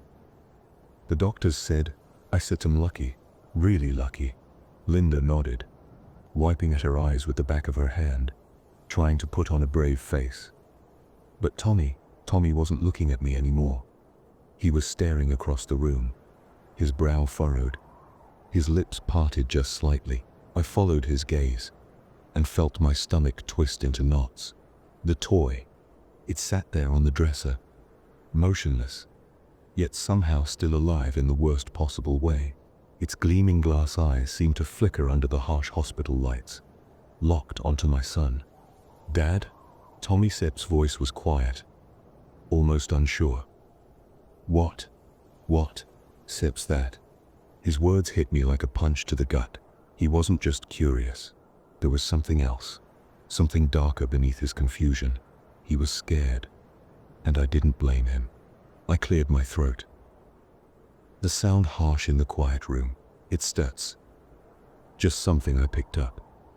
A toy. A toy? Linda asked, her eyes shifting to the owl. For Tommy? No, I said quickly, sharper than I intended. No, it stands not for him. Tommy, don't stand. Touch it, don't stand. Play with it. Linda gave me a strange look, her head cocked to the side. Why? I mean, it's just a toy, right? She didn't get it. How could she? To her, it was just another trinket, something you'd find buried in the discount aisle of any store. But I knew better. I'd felt its power. I'd heard its voice, and whatever that thing was, it wasn't something you just hand over to a kid. Tommy tore his eyes away from the owl, his gaze meeting mine. I could see the questions swirling behind his eyes, the worry, the confusion. He was scared for me, but he was also curious. I knew that look. He wanted to understand, to make sense of it all, but I couldn't let him. Not this time. I'm serious, Tommy, I said, my voice lowering. Don't touch it. It's not safe. Tommy nodded slowly, but the doubt was still there, clinging to the corners of his expression. He didn't argue though, not now. I could tell he was too shaken by everything that had happened. Just then the door swung open again, and a doctor walked in, clipboard in hand. She was tall, with a no-nonsense look on her face, like she'd seen more than enough for one day. Good news, she said, glancing down at the chart. Everything looks good, Mr. Carson. You've been cleared to go home, though I recommend taking it easy for the next few days. Linda let out a sigh of relief, squeezing my hand. Thank God. The doctor gave me a brief smile and went over the discharge papers, rattling off instructions about medications and rest. But I wasn't really listening. My eyes kept drifting back to the toy, sitting quietly on the dresser, its unblinking eyes fixed on us like it was waiting for something. For me, ready to head home? Linda asked, her voice cutting through my thoughts. I nodded, but I couldn't shake the feeling that I was making a mistake. A big one. The nurse came in to remove the IV, and soon enough I was out of bed, dressed and ready to leave. I grabbed the owl toy off the dresser, holding it tightly in my hand, and for a brief moment, I thought I felt it pulse, warm beneath my fingers. My heart skipped a beat, but I pushed the thought away, shoving it deep into the recesses of my mind. As we walked out of the room, Tommy glanced up at me, his voice hesitant. Dad, why can I play with the toy? I stopped in my tracks, the question hanging in the air between us. I forced a smile, though it felt weak even to me, because I said, ruffling his hair, It's just not the kind of toy you play with, all right? He looked up at me, confused, but didn't press any further. Linda, on the other hand, shot me another look, a mixture of concern and confusion. She didn't understand the sudden restriction. Hell, I barely understood it myself, but I had to protect him. Whatever this thing was, I couldn't let it get to him. Not Tommy. We headed home, the weight of the toy heavy in my hand, the echo of the owl's voice still whispering in the back of my mind. The drive home was quiet, except for the rhythmic hum of the car's tires against the pavement. The suburban sprawl stretched out around us, rows of identical houses, lawns clipped to perfection, and trees planted in neat little lines like soldiers standing guard. The sky was fading into twilight, the last glimmers of sun casting long shadows across the streets. It was the kind of neighborhood where nothing ever happened. Nothing was supposed to happen. That's what made it safe, predictable.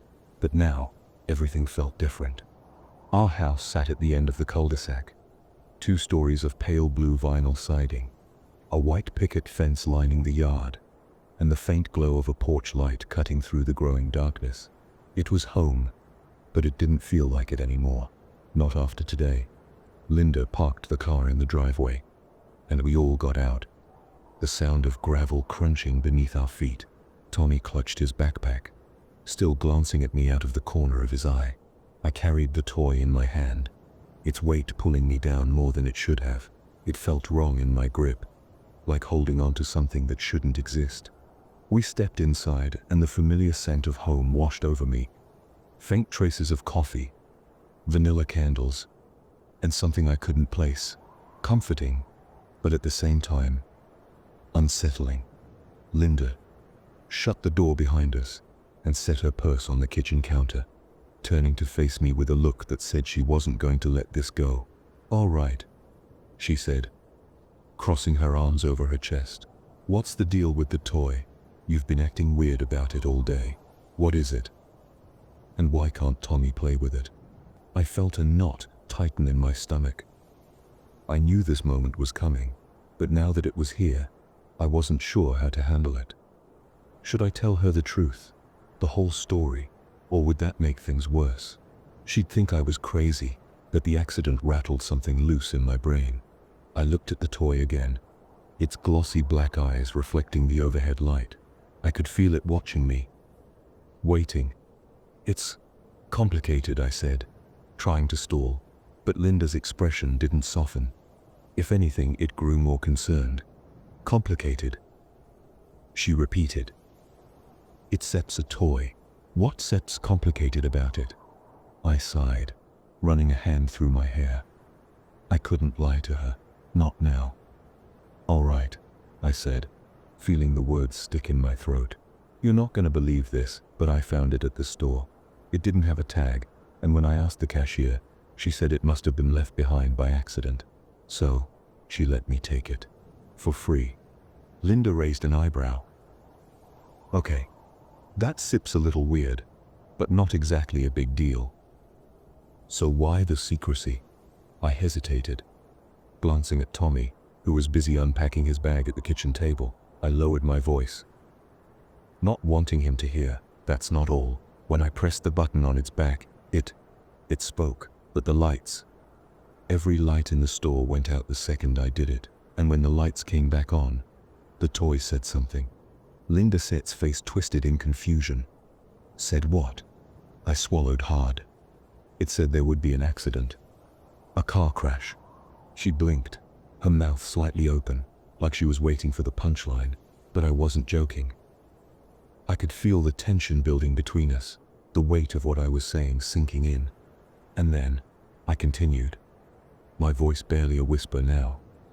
"The crash happened, just like the toy said it would." For a long moment, Linda didn't say anything. She just stared at me, her eyes searching my face like she was trying to read between the lines. Then she shook her head, a soft, disbelieving laugh escaping her lips. "Eustace serious," she said. "Eustace actually serious." "I know it sounds crazy," I said quickly, holding up my hands. "But it happened. I swear to you. It happened." Linda stared at me, her eyes narrowing. "Do you even hear yourself right now? You're talking like that thing predicted the future. You hit your head, Paul, hard. You were in a car accident. Maybe you're just, I don't know, confused, mixing things up. But this," she pointed at the toy with a sharp gesture, "this is just a stupid toy. It's not magic. It's not cursed. It's plastic. I clenched my jaw, the frustration bubbling up inside me. I know what I heard, Linda. She sighed, rubbing her temples. Paul, you need to go back to the doctor, get checked out again. Maybe they missed something. You sit. Clearly, you set her not thinking straight. I'm fine, I snapped. But I could feel the doubt creeping in. Maybe she was right. Maybe the crash had scrambled something in my brain. But that didn't explain the lights going out, or the toy's voice, or the cold, dead certainty in my gut when it spoke. Linda looked at me, her eyes softening with pity. Please, just go back. For me, I don't want anything to happen to you. I shook my head, stepping away from her. I don't need to go back. Isolde's telling you, there's something wrong with this toy. She stared at me for a long moment, and I could see the conflict in her eyes, whether to press the issue or just let it go. Finally, she sighed again, the fight draining out of her. All right, she said, her voice quiet. If you say so. But I still think you making too much of this. I glanced over at Tommy. He wasn't looking at the toy anymore, but I could tell he was still thinking about it. He was smart, smarter than most kids his age. He knew something wasn't right. I wasn't sure what to do next. I wasn't even sure if I believed my own story anymore, but deep down, I knew I couldn't let this go. There was something about that toy, something dangerous. I couldn't explain it, but I could feel it in my bones. Just, don't let Tommy play with it, I said softly. Linda gave me a wary look, but didn't argue. I knew she thought I was losing it. Hell, maybe I was. But as I stood there staring at that damn toy, I couldn't shake the feeling that whatever had happened wasn't over, not by a long shot. As the evening wore on, the shadows in the house deepened, stretching across the walls like dark fingers reaching for something they could grasp. I could feel the weight of Linda's skepticism pressing down on me, heavy and suffocating. I had to prove to her that this wasn't just a silly toy. I needed her to understand the seriousness of what we were dealing with. Okay, I said suddenly, the idea striking me like a lightning bolt. Let's test it. Let's see if it really does anything. Linda looked at me, her brow furrowed in confusion. You want to? What? Play with the toy? You really think that's a good idea? Just hear me out, I said, my voice steady.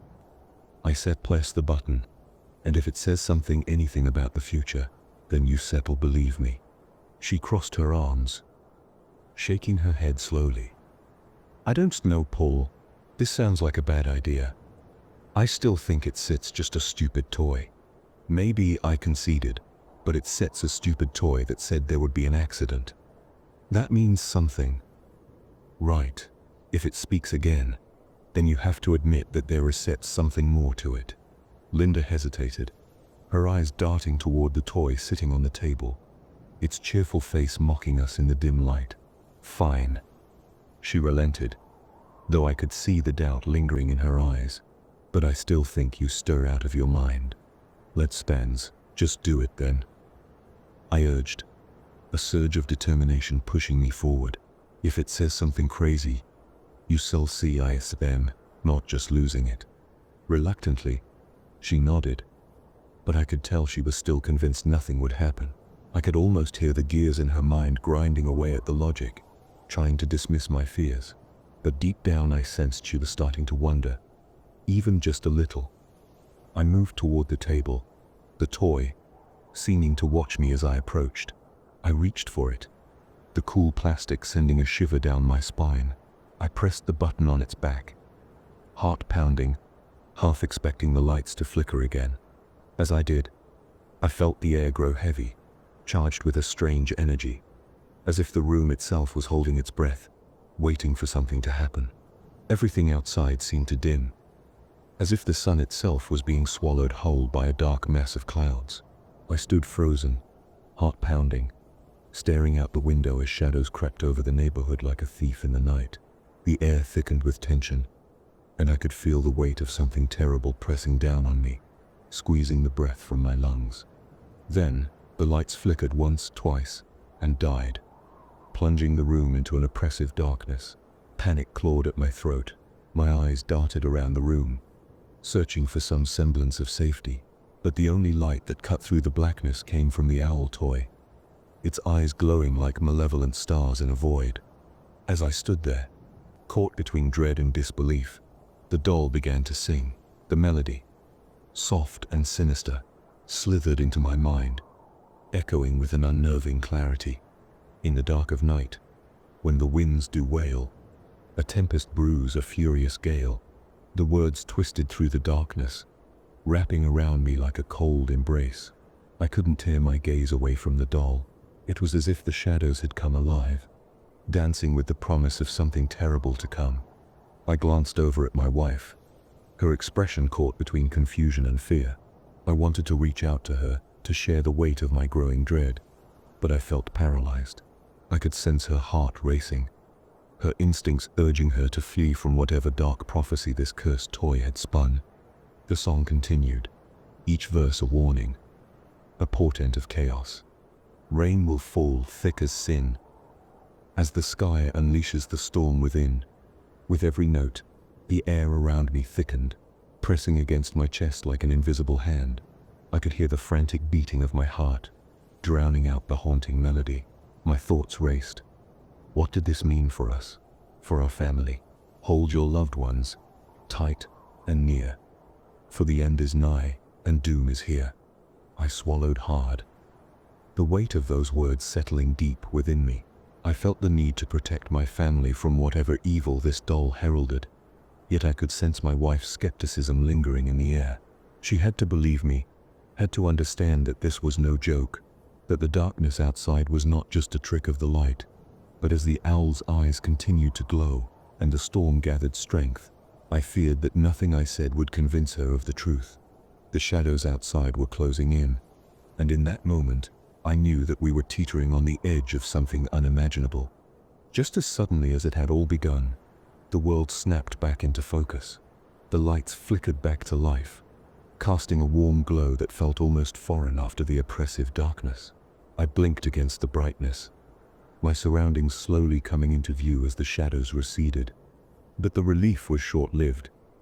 My wife turned to me, eyes wide, a flurry of questions tumbling from her lips like leaves caught in a windstorm. What just happened? Is a storm actually going to come? Her voice was frantic, each word laced with confusion and disbelief. Why did the lights go out? Why did everything outside plunge into darkness? I opened my mouth to respond, but the words caught in my throat. How could I explain what had just transpired? The melody of the owl's song still echoed in my mind, a sinister reminder of the warning I couldn't quite shake. I felt as though I was teetering on the edge of sanity, grasping for the threads of reality while the fabric of it frayed around me. I don't know, I finally managed, my voice trembling. I think it was just a power outage. Sometimes the storms out here can be unpredictable, but I hesitated, glancing at the owl toy resting on the dresser. Its eyes had dimmed, but a chill ran through me at the memory of its prophetic words. Her brow furrowed deeper, searching my face for answers that felt like shadows slipping through my fingers. No matter how hard I tried to grasp them, a power outage, she repeated, skepticism woven through her tone. And what about the darkness? It felt like something was closing in on us, like it was alive. I know it sounds crazy, I said, trying to steady my racing heart, but it was like the light was sucked away, like we were trapped in a moment that didn't belong to us. I pressed the button on the toy, and my voice trailed off, the weight of the truth heavy on my tongue. I couldn't tell her about the song, about the warning. Not yet. Why did everything turn to darkness, Jason? Her voice softened, concern flooding her features. You start scaring me. I raked a hand through my hair, feeling the tension coil tighter. I don't know. Maybe it was just a trick of the mind. Maybe I hit my head harder than I thought. I forced a smile, though it felt more like a grimace. I certain fine now. Look, The light is back, and we sat home. Outside, however, the world remained cloaked in a deep, unsettling night. As if the sun had vanished altogether, the windows glowed with the warm light spilling in from the house, a stark contrast to the darkness that loomed beyond the glass. But deep down, I knew this wasn't over. The unease curled in my stomach like a storm, and I could almost hear the faint echoes